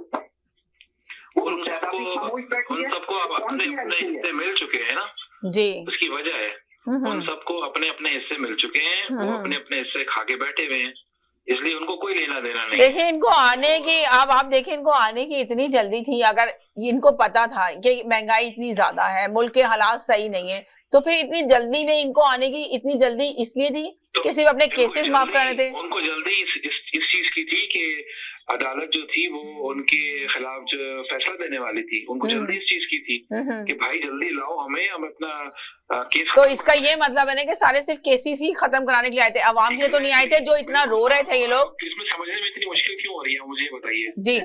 ये नहीं, सवाल ये पैदा होता है कि इतना शोर मचाया हुआ था मीडिया में, हर जगह शोर था। अब ये देखिए मीडिया में हर जगह इतना शोर था, जो आयत करना था, तो उस दिन अदालत ने कहा गया कि जो मुजरिम है, प्राइम मिनिस्टर बन गया, वो आज वजीर आजम का हलफ उठा रहा है, इसलिए वो आ नहीं सकता। ऐसे ही वजीर आला का और उसका बेटा जो है वो वजीर आला का हलफ उठा रहा है, इसलिए वो नहीं आ सकता, इसलिए फर्द जुर्म आयद नहीं हो सकता। ये तो पाकिस्तान का हाल है। ये पार्ट टाइम जो है ये, तो आप ये बताएं ना कि कब तक ये है ना, जमहूरियत तो नहीं रही ना पाकिस्तान के अंदर, जो जमहूरियत का नाम लगाते हैं, नारा लगाते हैं ये लोग, तो कहाँ गई वो जमहूरियत जिसका नारा ये लोग लगाते हैं? कोई जमहूरियत कभी जमहूरियत पसंद ही नहीं है, ये तो वोट पॉलिश कर करके तो हमेशा इक़्तिदार में आए हैं। देखिए मैं ना एक कॉलर के से बहुत इत्तेफाक करना चाहती हूँ, जो मेरे कॉलर थे जिन्होंने आके बात की थी, शायद पता नहीं आप लोग इत्तेफाक करें ना करें, उनसे ये इत्तेफाक है कि वो ये कह रहे थे कि ये जो मुल्क की हालात है, नवाज शरीफ को भी यही बात थी कि उनको भी इनके नारा लगा रहे थे, मगर अभी तो नवाज शरीफ और जरदारी और जो है शहबाज शरीफ साहब, तो सब उनके साथ ही बैठ के मिलके ही काम करा जा रहा है ना, जो जिसके कहने पे ये लोग कर रहे हैं। मगर वो कह रहे थे कि उनका भी यही उनको शिकायत थी कि इनकी बात नहीं मानी थी एस्टेब्लिशमेंट की, तो एस्टेब्लिशमेंट ने इनको उतार दिया। अगर वो मान लेते, उनके कहने पे चलते, तो शायद एस्टेब्लिशमेंट को ना उतारती। अब इमरान खान का भी यही शिकायत है, तो दोनों एक जगह टेबल पे बैठ के क्यों नहीं बात कर रहे हैं मुल्क के लिए? मुझे बताएं सलीना, मेजॉरिटी मिली थी ना नवाज शरीफ को, जी हाँ, उसने क्या किया ऐसे काम जो रास्ता रोक करता था? पूरी 2/3 मेजॉरिटी थी उसके पास। वो तो सब लूट मार में लगे रहे, कभी आवाम के लिए कोई ऐसे काम नहीं सोचे कि जहाँ पे रास्ता रोका जाए। अगर काम कर सकते थे तो बहुत मौका था। इन्हें 30-35 साल मौका मिला, इन्होंने तो अपनी करप्शन की दास्तानें रकम थी, जहाँ से इनको करप्शन नजर आती थी वो काम करते थे, कभी वो काम नहीं किए जो आगे चल के अवाम के बेहतरी के लिए होते। वो तो सारे इदारे कंप्रोमाइज कर दिए, जो इन्होंने पनीरियां लगाई थी वो कदावर दरख्त बन के आज इनके लिए सारे काम करते रहे। सारे जजेस कंप्रोमाइज रहे। काफी 5 ईसा ने केस खत्म किया, इनका जो वो था उदैबिया पेपर मिल, वो करप्शन उसको आप मदर कह सकती हैं, मदर ऑफ करप्शन केस है वो, उसको खत्म किया था। और ये सारे केसेस खत्म करवाते रहे हैं। आप जब जी क्या कहेंगे अब आप? एक और कॉलर में साथ है जी, आप कहेंगे, क्या कहेंगे? ये जो बात हो रही है ना, ये सारे काम बैकडोर पे हो रहे हैं जी। तो तमाम वो मामला जो इन्हें सीधे करने हैं, जो तमाम केसेस खत्म करने हैं, इस पे काम तो हो रहा है। और जैसे ही सब चीज क्लियर हो जाएगी, इनको ग्रीन सिग्नल मिलेगा। अरे देखें, अब हम हुकूमत, तब हमने सोचा इलेक्शन की तरफ जाते हैं, अवाम की भी ये राय है और सब चाह रहे हैं कि न्यू मैंडेट के साथ हम आ जाएं जी। ये लेके अब ये बातें करेंगे, देखिएगा, क्योंकि ये सारी चीजें इसीलिए की जा रही हैं, टाइम कंज्यूम किया जा रहा है, ताकि ये सारी चीजें जैसी स्टेट हो जाएंगी, तमाम चीजें एनआरओ तो खुद ले रहे हैं, खुद ही ले लिया उन्होंने। और जो अब आप ये देखिए, आप कह रहे हैं कि एनआरओ तो खुद ही ले लिया जी। टेक्नोक्रेट की हुकूमत बनने जा रही है, टेक्नोक्रेट की फार्मूला भी सामने वो फार्मूले जो हैं वो फार्मूले रह जाएंगे, इसलिए कि अवाम जो है अब तो उठ बड़े बेचैन हो गए, वो अब आ जाएगी सड़कों पे। बिल्कुल आ जाएगी। अगर आप ये जो संडे को इमरान खान ने कहा है कि कॉल देके तो शामिल हो गई है इस पूरे उसमें। जी हाँ, देखिए अवाम क्या करे, फिर अवाम को कुछ ना कहीं तो हल अपना ढूंढना है ना भाई, क्या सोल्यूशन है इस चीज का? अवाम रोडों पे आए, एहतजाज करे कि भाई आप लोग कब तक ये खेल खेलते रहोगे पाकिस्तान के साथ, कि कई सालों तक हुकूमत आपकी भी रही है और आपने कुछ नहीं किया। इस वक्त आप तो हर 15 दिन के बाद आप पेट्रोल बढ़ा रहे हो, इतने तो कई 20-25 सालों में नहीं बढ़ा रहे हो, कितना बढ़ा रहे हो? 2-4 रुपए 10 रुपए तो समझ में आता था।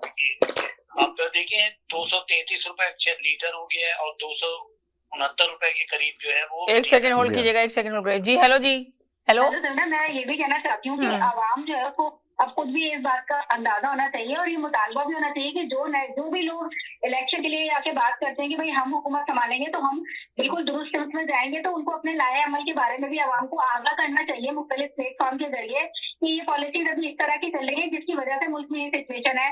तो हम आगे जब इलेक्शन में मुंतखब होंगे, आपके नुमाइंदे बन के ऐवानों में जाके बैठेंगे, तो हमारी पॉलिसीज इस किस्म की होंगी जो कि आवाम दोस्त होंगी या वो मुल्क दोस्त होंगी। तो इसमें भी फोकस होना चाहिए, क्योंकि सिर्फ नारे लगाने से, जब भी इंतजार से कोई बाहर होता है तब नारे लगाते हैं, बिल्कुल सही कहा आपने, कुर्सी संभालते हैं, आवाम ही उनको कसूरवार लग रही होती है और आवाम का ही गला दबाना शुरू कर देते हैं कि तुम खाना कम खाओ और तुम अपने सारे पहले लगाते हैं अवाम दोस्त के लिए आते हैं, फिर अवाम दुश्मन के नारे लगते हैं। ये मुल्क का हालत है। अब आप ये देखें जितने भी टॉक शो को तो छोड़ ही दें, टॉक शो में तो आपने देखा ही है कि यही चल रहा होता, पॉलिटिक्स ही चल रही होती है। अब तो आप देखें जो मज़ाहिया शो थे, जो कॉमेडी शो थे, उसमें भी पॉलिटिक्स ले आए लोग, इसलिए कि लोग अब कुछ देखना ही नहीं चाह रहे हैं। आप बिलीव करें, लोग तकलीफ में इतने, ना ड्रामे देख रहे हैं ना इंटरटेनमेंट कुछ देख रहे हैं, सिर्फ देख क्या रहे हैं, सिर्फ ये वाले टॉक शो देख रहे हैं।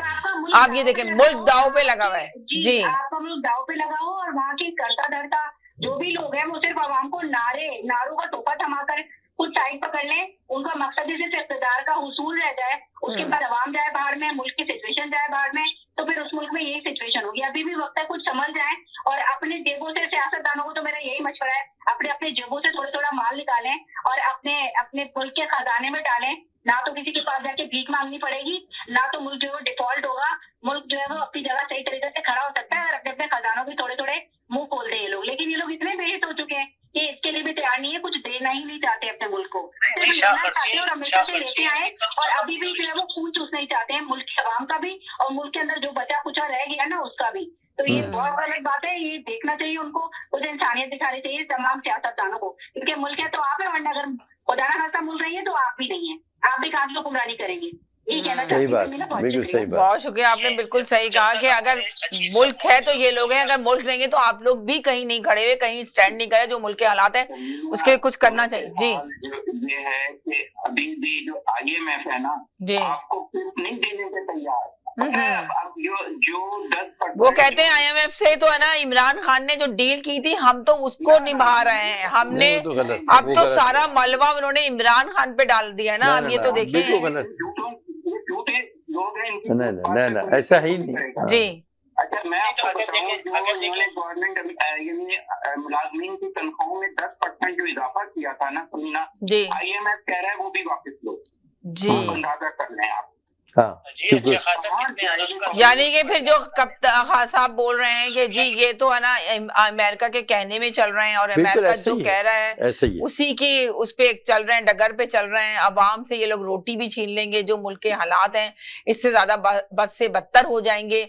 तो क्या वो बातें आपको सही नजर आ रही हैं? इसी तरह का होगा सिलसिला, उसी तरफ जा रहे हैं। बिल्कुल, आप मीना अंदाजा करें कि कितने लोग एक बाइक के अंदर पेट्रोल जो डलवाता है ना बंदा, उसके पास पेट्रोल डलवाने के पैसे नहीं है, उसका बजट नहीं वो बना सकता। 2000 दिए कह रहे हैं, मैंने 2000 दिए वो कह रहे हैं, मैंने 2000 उस 2000 से इतना ये लोग ये देखें कि ना अब तो कहा जा रहा है कि इस तमाशे को बंद करने के लिए बाहर निकलना होगा लोगों को, अब लोगों को निकलना होगा। असल चीज ये है, ये जो तमाशा चल रहा है ना इसके लिए आवाज उठानी होगी। आप ये नहीं कहें कि इमरान खान आने के बाद जो इस वक्त कंडीशन है कि इमरान खान अगर सीट भी संभाल लेंगे तो वो भी शायद कुछ नहीं कर पाएंगे, तो इसलिए आपको देखना होगा कौन सही है। प्रोग्राम है, प्लान है उनके पास, पहले भी बेहतरी आ रही थी। इमरान खान फौरन रशिया से पेट्रोल मिलेगा आपको, जी मैं आपको बता दूं। जी कैसे ले रहा है, जी जी जी, श्रीलंका कैसे ले रहा है, वो भी तो ले रहे हैं ना पेट्रोल।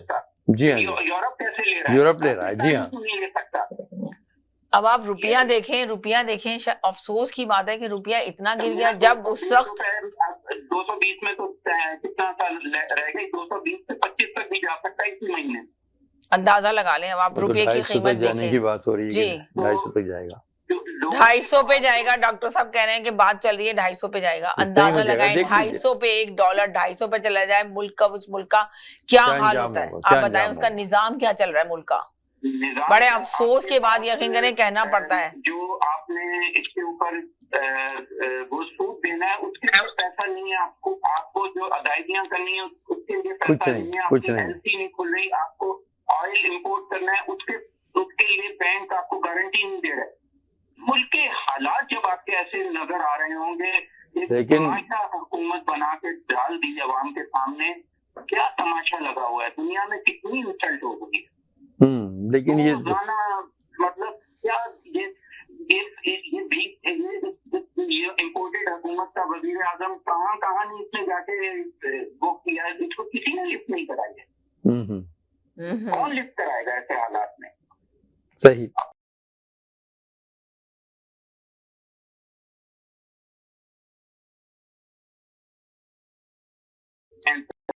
अपना मार देखेंगे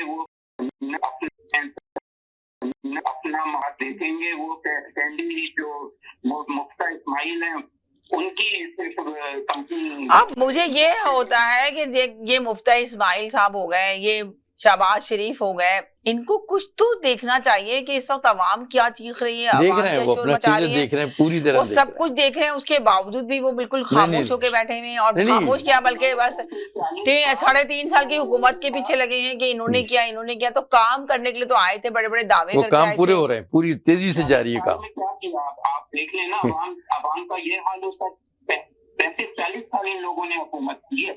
अभी आज देखें जो इलेक्शन हुए हैं, तो इलेक्शन का आपने हाल देखा, कितना हंगामा हुआ है, किस कदर गाड़ियां जलाई गई हैं, लाठी चार्ज हो गया, आपस में देखें जख्मी हो गए, पाक सरजमीन के सेनेटर जख्मी हो गए। और आप ये देखें किस कदर बुरी हालत है ये इलेक्शन के लिए। पोलिंग स्टेशन से डब्बे तक जला दिए गए, समझ लें वो जला दिए गए, जो वोट डले थे वो तक जला दिए गए। अंदाजा लगाएं। तो अब बताएं मुल्क में किस तरह इंसाफ होगा, कौन दिलाएगा मुल्क में इंसाफ? तो इंसाफ नाम की चीज ही नहीं है। इंसाफ तो रातों को जिनको देना इंसाफ नहीं, इंसाफ के निजाम पे पूरी तरह काम हो रहा है, जल्द से जल्द नैब को खत्म करके ताकि सही इंसाफ मुहैया किया जाए। बिल्कुल सही हो जाए इंसाफ, बिल्कुल, इसीलिए उस पर जी खत्म जी तो पूरा काम हो रहा है उस पर। इम्पोर्टेड हुकूमत के जो वजीर आजम है उनके केस के सिलसिले में कितने लोग मर चुके हैं अभी तक? जी हाँ जी, आप क्या कहेंगे? ये मेरे साथ इनसे भी ले लो। जी असल मसला यही है। एक सेकंड होल्ड करें। जी हेलो जी, हेलो जी, वालेकुम अस्सलाम, क्या हाल है? आप तो मुल्क के लिए आवाज ही नहीं उठाना चाहते। आप तो सो गए जाके, आपको तो बोलना चाहिए, आप तो एक सच की आवाज है। देखिए जो दिखाइए आपने कहा देखिए, मैंने कहा दिखाइए। बहरहाल अभी जो मुल्क के हालात चल रहे हैं सबीना, इसमें आदमी क्या कहे, बोलने वाले जो बोला करते थे वो शर्म से दिलों में चले गए, और जो लोग कहा करते थे मुल्क के लिए आवाज उठाते थे, अवाम के लिए आवाज उठाते थे, हक और बातिल के लिए गुफ्तगू किया करते थे, तो उनके सामने जितना हक इस वक्त खून बहा देख रहे हैं, जितना कत्लेआम हक का हो रहा है, सच्चाई का हो रहा है, सच्चाई की आवाजों को जो दबा सकते थे दबा चुके। अब तो सब्र का वक्त चल रहा है, और ये सब्र जो है कहीं ना कहीं याद रखे कि कहीं ना कहीं आके बोलेगा जरूर ये सब्र जो है, क्योंकि आप जो मुल्क के हालात देख रही है इस वक्त सबको नजर आ रहे हैं, यानी किसी से ढकी छुपी बात नहीं है। लोगों में अगर डेटाई से उसको बोले कि सब कुछ अच्छा है, जो पहले भी कहा करते थे मुल्क अच्छा हो जाएगा, तो आपके सामने इस वक्त तो मतलब कसम खुशी का आलम है, बिल्कुल मजलूम की आवाज की चीखते बैठ चुकी है, और हक जो है अब चिल्ला के पुकार के वो भी खामोश हो गए, बैठने वाला हो गया, क्योंकि हर चीज की हद होती है। जी पड़ेगी, खुदा की तरफ से लाठी पड़ेगी, वरना इन जालिमों ने साथ रहे। एक सेकंड, साथ रहे। जी हेलो जी हेलो जी, बोले। ने जो हाल इस वक्त मुल्क का किया है और जो कुछ करने जा रहे हैं, अच्छा इस सारे मामले में मैं इतना जरूर कहूंगा कि मैं हमेशा हिमायत करता था, हमेशा और आज भी मेरी हिमायत है कि पाकिस्तान के इदारे जो है वो कहीं ना कहीं अपना काम करेंगे, मगर इस वक्त देखिए ये नहीं है कि जुल्म अगर हो रहा है तो आप खामोश रहे, कहीं ना कहीं आपको बोलना पड़ेगा, नहीं तो कम से कम नापसंदीदगी का इजहार करें। अगर नापसंदीदा नहीं कर सकते तो निगाहों से उसको बुरा समझे। अगर इस वक्त तो अब लोग उस जुल्म के हक में भी आवाज उठाने शुरू हो जाए तो बड़े अफसोस का मकाम है इस वक्त। और इस वक्त तो लोग आपने इलेक्शन के बारे में देखा, जो सुना ही होगा, आपने देखा ही होगा कि इलेक्शन में के दौरान क्या हाल हुआ है। पीटीआई ने तो बाइकाट कर दिया था इलेक्शन का, आपको पता ही है। देखिए इलेक्शन में जो है, अब मुझे नहीं पता लोग किस तरह से देख रहे हैं, आपने देखा होगा कि इसके जो रिजल्ट है खत्म होने से, यानी रिजल्ट अनाउंस होने से 2 घंटे पहले एकदम तब्दीली आई है। ये भी अभी आपके सामने 1-2 दिन में आ जाएगा कि ये हुआ क्या है। एमक्यूएम को जो सीट मिली है, ठीक है माना कि एमक्यूएम के वोटर्स वहां पर है, लेकिन एमक्यूएम को सीट इसीलिए मिली है कि अगर एमक्यूएम को सीट ना मिलती तो ये हुकूमत जो है, जो बिल्कुल अगरबत्तियों पे बैठी है, ये इसका बिल्कुल खात्मा हो सकता था। जी इलेक्शन से ज्यादा ताल्लुक है। बहरहाल अब समीना ये सारी बातें हम उस मकाम पर आ गए जहाँ इलेक्शन से भी आगे जा चली गई है बात। यहाँ बात मुल्क की सलामती की है। जी यही कह रहा था मैं भी, बिल्कुल सही कह रहा हूँ। आपने देखा है एमक्यूएम तो कितने लास्ट नंबर पे आ रही थी, दोपहर तक के जब वोटिंग हो रही थी, जो गिनती आ रही थी, मैं देख रही थी, तो कितने लास्ट से नंबर पे थी, तो कैसे आ गई? देखिए वो इसलिए कि वफाक में आपकी हुकूमत जो है एमक्यूएम के ऊपर टिकी हुई है। अगर एमक्यूएम आखिरी दिन ना छोड़ती साथ ना छोड़ती तो आज पीडीएम ना होती। जी ऐसा ही था। वफाक में जो हुकूमत बनी है वो इनकी एमक्यूएम के कंधों के ऊपर आगे बनी है। जी एक सेकंड जी, किसी की लाइन नहीं मिले, बहुत सारे लोग कॉलर आ रहे हैं, उनकी लाइन नहीं मिले, एकदम ड्रॉप होती है, लाइन आ रही है और ड्रॉप हो रही है, क्यों आखिर पता नहीं क्या मसला है। तो वाकई आप सही कह रहे हैं कि एमक्यूएम पीटीएम ना होती, अगर एमक्यूएम ना होती तो पीटीएम नहीं होती। लास्ट में एमक्यूएम ने तो सबसे बड़ा धोखा दिया था, जो इमरान, आपको याद होगा ना, अदम एतमाद की तहरीक जब आ रही थी तो बड़े मुतमईन थे, शेख रशीद का भी बयान आपने सुना था, वज़ीर आज़म इमरान खान का भी सुना था, पर एमक्यूएम ने एंड टाइम पे धोखा दे दिया था। वो जाके पीटीएम के साथ मिल गई, किस वजह से मिली, क्या पीछे किसका हाथ था, ये तो सबको ही पता है। धोखा तो नहीं दिया था उन्होंने तो पहले ही कहा था कि हम जो हमारी आवाम के मफाद में जो फैसले होंगे हम वो करेंगे। तो ये आवाम के मफाद में फैसले थे जो अभी हुए हैं फैसले, और जो काम हो रहे हैं, आपको लग रहा है कि आवाम के मफाद के लिए ये काम हो रहा है? इस वक्त आवाम की चीखें निकली पड़ी हैं, महंगाई का तूफान हुआ हुआ है, बम फड़ा हुआ है। आप देखिए तेल महंगा, पेट्रोल महंगा, हर चीज महंगी है। कौन सी चीज है जो महंगी नहीं है? मैं यही शुरू में आके स्टार्ट में मैंने यही कहा कि आप सोचें पेट्रोल इस कदर महंगा कर दिया, और पेट्रोल महंगे के बाद मिल भी नहीं रहा। आप सोचें कि एम्बुलेंस वाले जब पेशेंट को गाड़ी में लेके हॉस्पिटल लेके जाते हैं तो आप सोचें पेट्रोल डलवाने के लिए रुकते हैं और पेट्रोल नहीं मिलता। अभी मेरे साथ ये कॉलर है, इनकी भी मैसेज लूंगी मैं। जी हेलो जी, अस्सलाम वालेकुम। जी वालेकुम सलाम। भाई बात ये है कि जो मईशत के हवाले से जो बात हो रही है जी, देखिए इससे पहले अगर इमरान खान थे तो मईशत हमारी उस वक्त भी खराब थी। बिल्कुल सही कहा, मानते हैं, इस बात को एग्री कर रहे हैं। नून लीग थी, उस वक्त भी मईशत खराब जी। अब ये जो आके हम सब सियासतदानों को गाली देते हैं जी, या बुरा भला कहते हैं, ये इससे ज्यादा कहीं और का कसूर है। जी एक सेकंड साथ ही रहिएगा। जी जी, किसका कसूर है ये बताएं, किसका? जी जी बोलें जी। एक सेकंड आप जरा इनके बात से सुने। जी सुनाएं। जी जी क्या कहें? जी ये है कि आपको अपनी सिंक दुरुस्त करनी पड़ेगी कि कहाँ आपको खर्च करना है जी, तो कहाँ आपको बचाना है। जी भाई आपका जो बजट है, मैं इसीलिए कहता हूँ किसी इकोनॉमिस्ट अगर कोई मिल जाए आपको तो उसको लाके बैठाए कि पाकिस्तान की मैशत सही कैसे हो सकती है। ये सियासतदान जो खा रहे हैं ये रुपए में 4 आने भी नहीं है, और हम उनके पीछे लगे हुए हैं। हमें क्योंकि वो नजर आते हैं, क्योंकि वो पब्लिक फिगर है तो हमें नजर आता है। लेकिन आप देखें कि बजट का हमारा बड़ा हिस्सा कहाँ जा रहा है, हम उसको किस तरह से उसमें कमी ला सकते हैं। जब तक आप वो नहीं करेंगे पाकिस्तान की मईशत कभी भी दुरुस्त पे जाएगी ही नहीं। जी, चाहे हम आके यहाँ पे कुछ भी कर लें, चाहे इमरान खान आ जाए। इलेक्शन एक इंतखाबी सियासत एक डिफरेंट होती है। मेरा ख्याल नहीं है कि इमरान खान अब दोबारा कभी भी आ सकते हैं, ये मेरी जाती राय है। जी जी, और अगर वो आ भी गए तो वो भी मईशत को ठीक नहीं कर सकते। मईशत को ठीक करने के लिए किसी और को कुर्बानी देनी होगी, और जब तक वहां से कुर्बानी नहीं आएगी मईशत कभी भी सही नहीं होगी। भाई आप 1000 रुपए कमाते हैं, उसमें से 70 रुपए कहीं और चले जाते हैं, 30 रुपए आपके पास बचते हैं। 30 में से आप 20 रुपए दे देते हैं सूद में, आपके पास तो 10 रुपए बनते हैं पाकिस्तान को चलाने के लिए। सही कहा। तो जब तक वो 70 रुपए का हिसाब किताब सही नहीं होगा पाकिस्तान की मईशत कभी भी सही नहीं हो सकती। आप सियासतदान को लाख बुरा भला कहें, पार्टी को लाख बुरा भला कहें, इमरान खान को लाके 10 दफा बैठा दे, कुछ भी नहीं होने वाला।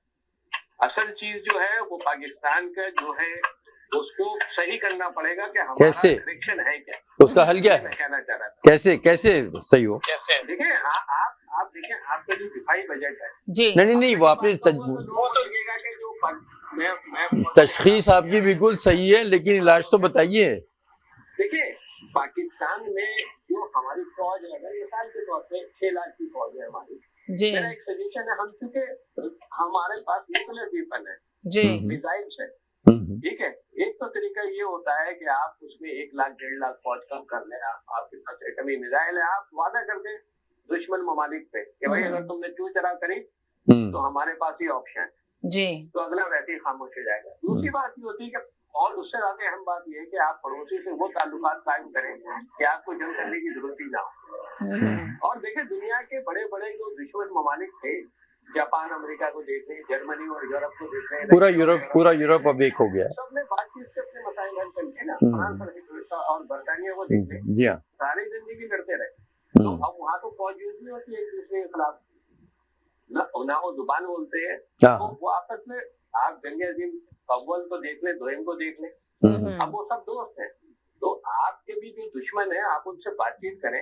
एक फैक्ट होता है 10 साल no war, 10 years for no war, 5 years no war, 20 years no war, और वो पैसा आप मुल्क की मईशत पे लगाएं, आप तालीम पे लगाएं, आप सेहत पे लगाएं, आपका मुल्क खुद ब खुद ग्रो करेगा। ये तो सब पता है, हो कैसे। आप चाहे यासर जान को आके 50,000 गालियां दे दें, आप इमरान खान को 50 दफा बैठाएंगे, कुछ भी नहीं होने वाला, क्योंकि ये मईशत इससे सही हो ही नहीं सकती।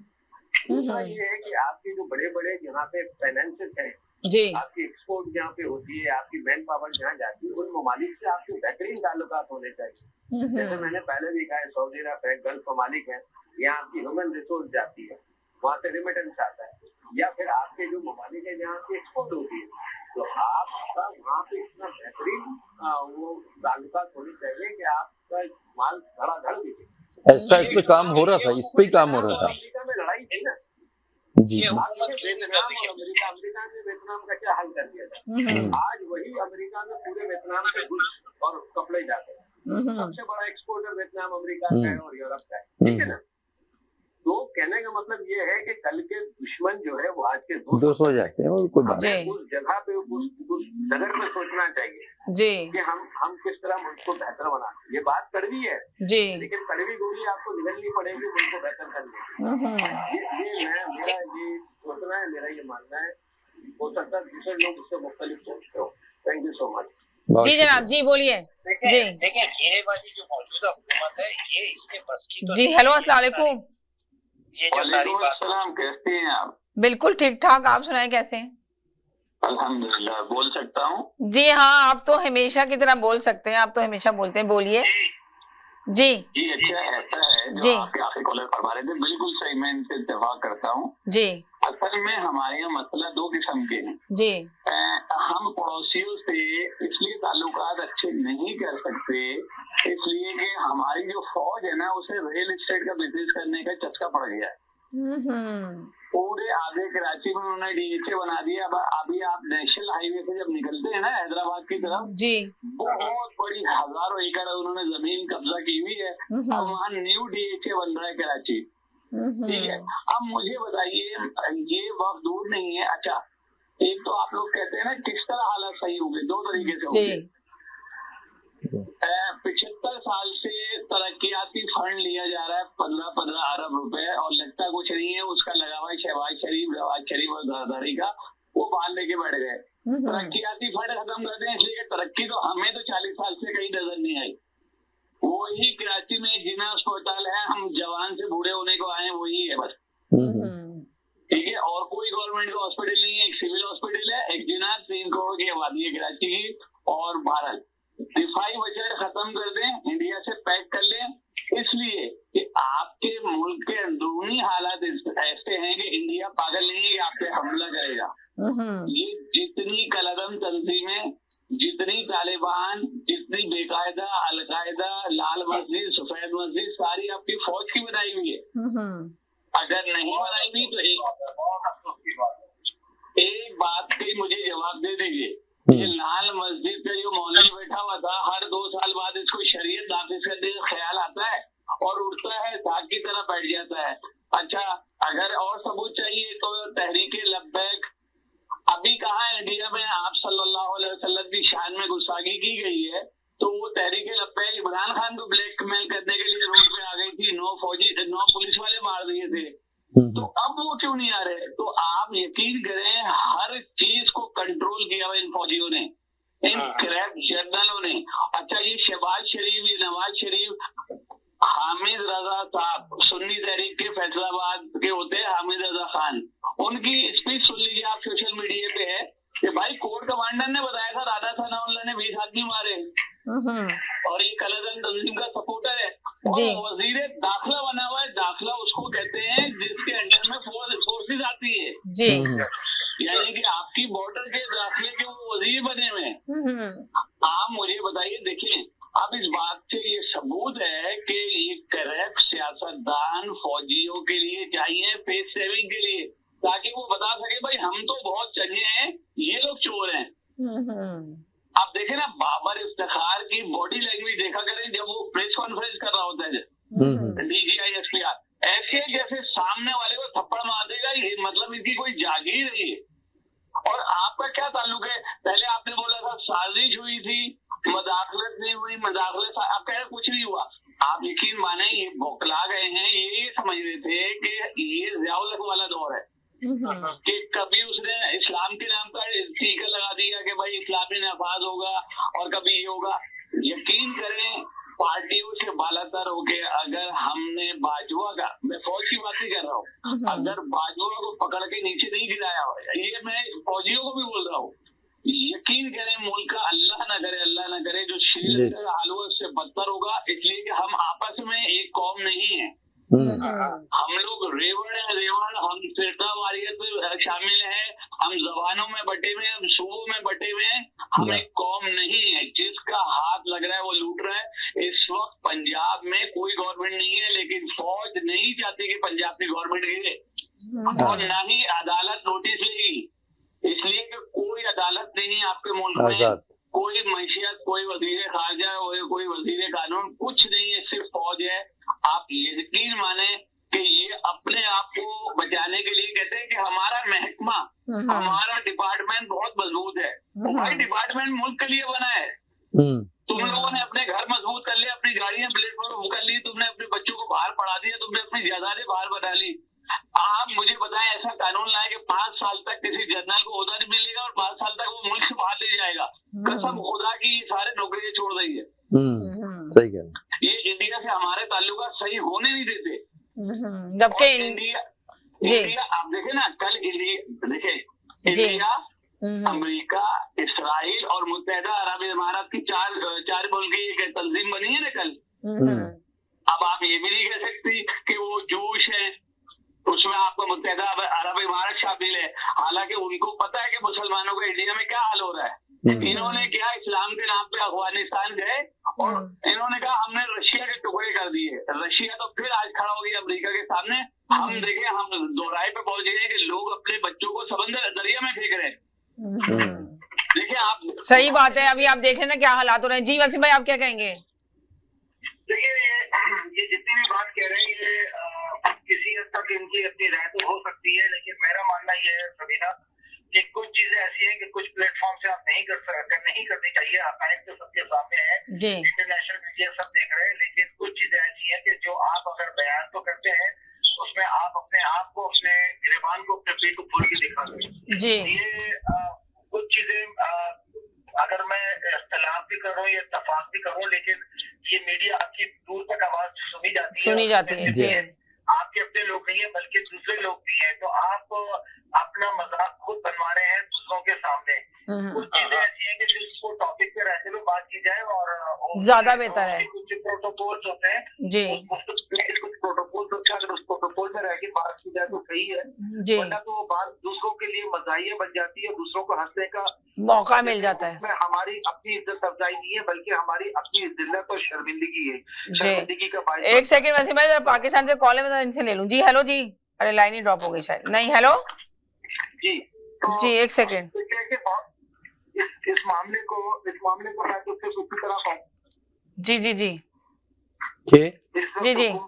वक्त जो जिस तरह की हुकूमत को सपोर्ट की जा रही है उसके तो सही बात है कि उसको हम बिल्कुल भी एक्सेप्ट नहीं करते। एक सेकंड जरा मैं इनकी बात ले लूं। जी हेलो, आप भी साथ रहे। हेलो जी, हेलो जी मैम, अस्सलाम वालेकुम। वालेकुम सलाम, जोर से बोले जरा प्लीज, जरा जोर से बोले। जी हेलो जी, वालेकुम सलाम। जी हाँ जी मैम, आपने अभी 2 टॉपिक रखे हुए हैं, एक तो वो बच्ची वाला टॉपिक चल रहा है जी, दुआ ज़हरा का जी, और दूसरा आप कहेंगे। हाँ जी मैम, ये इसकी ना इस कहानी की समझ नहीं आ रही जी। कुछ लोग उनके साथ मिले हुए हैं मीडिया के, कुछ लोग इधर हैं, कहानी समझ नहीं आ रही। इस मामले को सारा यूट्यूबर जो लोग हैं ना उन्होंने खराब कर दिया, अपनी उन्होंने रेटिंग के लिए हकीकत को छुपा दिया, उन्होंने हकीकत छुपा दी। हकीकत क्या है किसी को नहीं समझ आ रही जी। जिससे जैसे आमिर लियाकत साहब के साथ किया ना इन लोगों ने, ऐसे ही इस दुआ के साथ भी ऐसे वही मामला कर रहे हैं। अल्लाह, बहुत बड़ी बात आपने कह दी जी।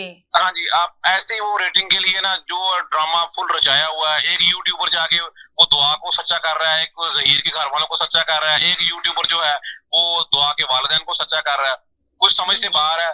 बात सिर्फ ये है कि एक लड़की, मेरा एक सवाल है, एक लड़की अपने घर से निकलती है, ठीक है, उसकी एज भी कम है, उसके बाद कॉल, उसके पास सिम भी नहीं है, उसके पास एक मोबाइल भी नहीं है, और वो फिर लाहौर चली जाती है, वहां से जाके नंबर मांगती है कि मैंने ज़हीर से मुलाकात करनी है। और मजे की बात है कि वो उसके इश्क में मुबतला भी है। ये कैसी मोहब्बत है?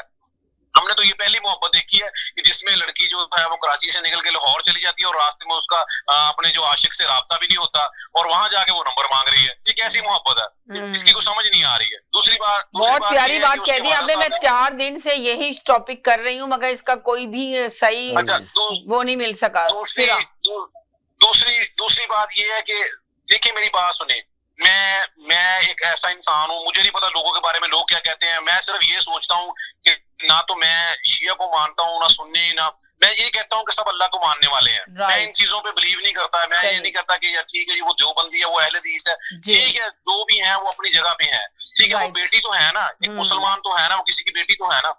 अब उनके बाप के दिल पे जो गुजर रही है, अब देखिए उसके बाप ने भी बात करने में इतनी बड़ी गलती कर दी कि जी मैं एक मस्जिद के इमाम के पास गया, लेकिन वो भी प्रूफ नहीं मिल सका कि मैं एक मस्जिद के इमाम के पास गया, वो सुन्नी था और उसने कह दिया कि जी आप शिया है तो मैं आपका ऐलान नहीं करूंगा। ये भी गलत बात है और इसको इतना बड़ा रंग दे दिया कि जी वो शिया सुन्नी वाली बात आ गई। पहले ही हमारे मुल्क में इतने मामला चल रहे हैं। दूसरी बात ये मैं पूछना चाहता हूँ कि अगर वो गरीब आदमी है ज़हीर, ठीक है, उसका बाप भी फौत हो चुका है, ठीक है, दर्जा चहारम की नौकरी उसका भाई कर रहा है या उसकी वालदा कर रही है, या उनके पास इतने बड़े वकील करने के लिए पैसे कहाँ से आ गए? अगर उनके साथ माफिया सवाल नहीं है, यही पैदा होता है, वो लोग भी बहुत गरीब तबके में। बिल्कुल सही कहा आपने, बहुत अच्छे क्वेश्चन उठाए आपने। ये बातें जो है ना, ये सारी उन लोगों ने दबा दी हैं जो अपनी रेटिंग के लिए, अपने यूट्यूब को लाइक करवाने के लिए जो कुछ ड्रामेबाजी कर रहे हैं। मैं कहता हूं कि हमारे मुल्क में जो यूट्यूबर लोग है ना, इन्होंने मीडिया का नाम भी बदनाम कर दिया, इन्होंने आके वो हाल किया हमारे मुल्क का। मैं कहता हूं कि छोटी छोटी बात को इतना फैला के करा करते हैं। आमिर लियाकत साहब जो थे, उनका कसूर क्या था मुझे बताएं, क्या कसूर था यार? उनके घर का एक बहुत बड़ा हीरो देख चला गया हमारी जिंदगियों से, आप देखें ना, बहुत बड़ा कहाँ पे उसको भेज दिया उन्होंने।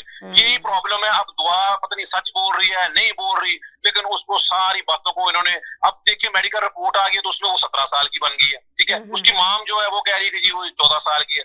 देखिए इन सारी बातों को करने का फायदा तब है जब बात हमारी सुनी जाए, आवाज को सुना जाए, सच को। इस मुल्क में सच की कोई बात नहीं है, सच को कोई सुनने वाला नहीं है। अगर आप एक झूठ बोल देंगे ना तो वो पूरे गांव क्या पूरे शहर में फैल जाएगा। अगर आप सच बोलेंगे तो वो आपकी आवाज आपके घर से बाहर नहीं निकलेगी, सच आपके घर से आपकी आवाज।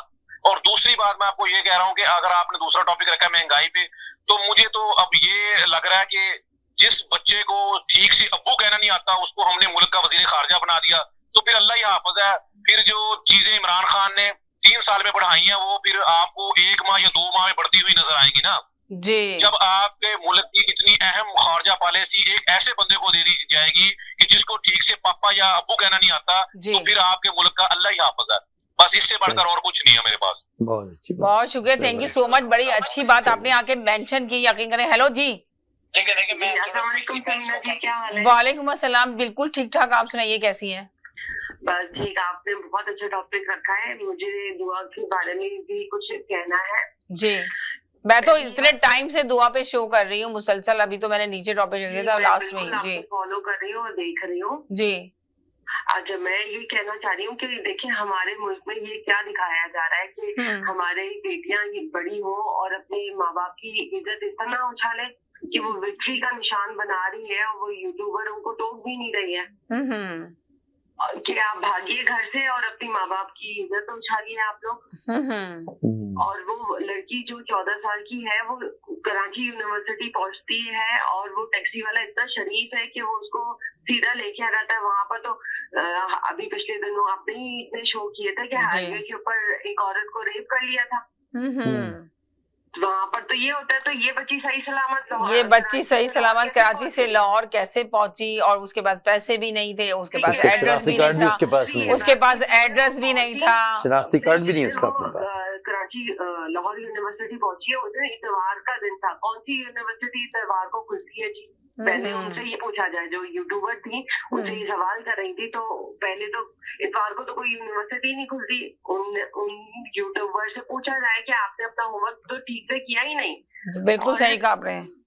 और दूसरी ये बात कि आप सिर्फ एक यूट्यूबर को लेके जा रहे हैं, बाकियों को लेके जाए, मीडिया को बुलाए, वहाँ पे बड़े बड़े चैनल है, इदारे हैं। मेन मीडिया तो जा ही नहीं रहा ना, मेन मीडिया तो खामोश होके बैठा हुआ है। अब काम कर रहा है सिर्फ यूट्यूब, और यूट्यूबर वाले जो काम कर रहे हैं, यूट्यूब वाले जो काम कर रहे हैं वो इतना गलत तरीके से, गलत अंदाज से इस चीज को पेश किया जा रहा है कि मोड़ तोड़ के जिस तरह आमिर लियाकत के साथ हुआ वही सेम, कॉलर ने सही बात की, वही दुआ के साथ हो रहा है। आप सोचें, हर बयानिया अलग है, हर चीज अलग है कि पेरेंट्स के पास अलग यूट्यूबर जा रहा है, एक दुआ के पास अलग जा रहा है, जहीर के पास अलग जा रहा है। बिल्कुल सही है। और हंसते हैं वो बेचारी लड़की को या तो बहुत ज्यादा जबर किया हुआ या उसकी कोई ऐसी वीडियो ले ली उन्होंने जिससे वो डर गई है।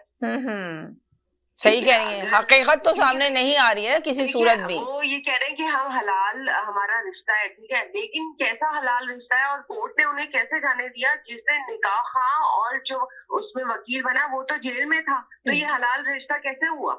सही कह रही है, जबकि निकाह नामा के रजिस्टर से वो पेपर, वो जो मौलवी है वो कह रहा है कि मैंने निकाह पढ़ाया ही नहीं है, नहीं पढ़ाया, पेपर मुझसे रजिस्टर से पेपर मेरा गायब किया गया है जी। तो मतलब और कोर्ट ने उनको जाने भी दिया कि हाँ भाई अपने शौहर के साथ चले जाए, तो कोर्ट ने कैसा फैसला किया है? सही, हमारे इदारे बहुत मोहतरम है, लेकिन नहीं मोहतरम कहाँ रहे, कोई मोहतरम नहीं है। अदालत जहाँ लगती है ना वहाँ यही फैसले होते हैं, कोई मोहतरम नहीं रहे। ये बात कि एक प्रॉपर चैनल से होता है, अगर वो 14 साल की है तो उसे तो चाइल्ड प्रोटेक्शन में देना चाहिए था लड़की को, तो वो जो जहीर की फैमिली के साथ क्यों भेजा जा रहा है उसको, वहाँ क्यों उसको दिया जा रहा है? वैसे भी जो जो केस हाईकोर्ट में होते हैं वहाँ पर एक सोशल वर्कर की एक टीम होती है, वो वहाँ पर रहती है लड़की जब तक केस सॉल्व नहीं हो जाता। ये कहाँ का है कि आप जाए फैमिली के साथ चले जाए? और वो अब तो खुलेआम टीवी पे बोल रहे हैं कि भाई हमने तो पूरा पाकिस्तान घूम लिया है, अब हम हनीमून के लिए जो है ना यूरोप जाएंगे या जी। वो सारा के सारा कह रहे हैं कि ये सब कहानी ड्रामा बनाया हुआ है जो पेश किया जा रहा है, दिखाया है कुछ और, दिखाया कुछ और जा रहा है जी।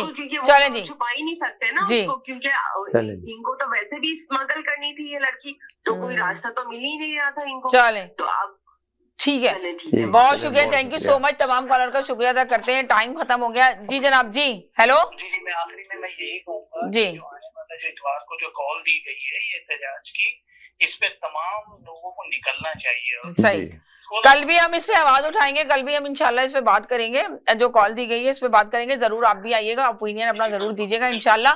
तमाम कॉलर का शुक्रिया अदा करते हैं जो आज इस प्रोग्राम में शामिल हो। Thank you so much, thank you so much doctor साहब, आपका भी बहुत शुक्रिया, थैंक यू सो मच। आप जाते हैं तो बस यही, फिर मुलाकात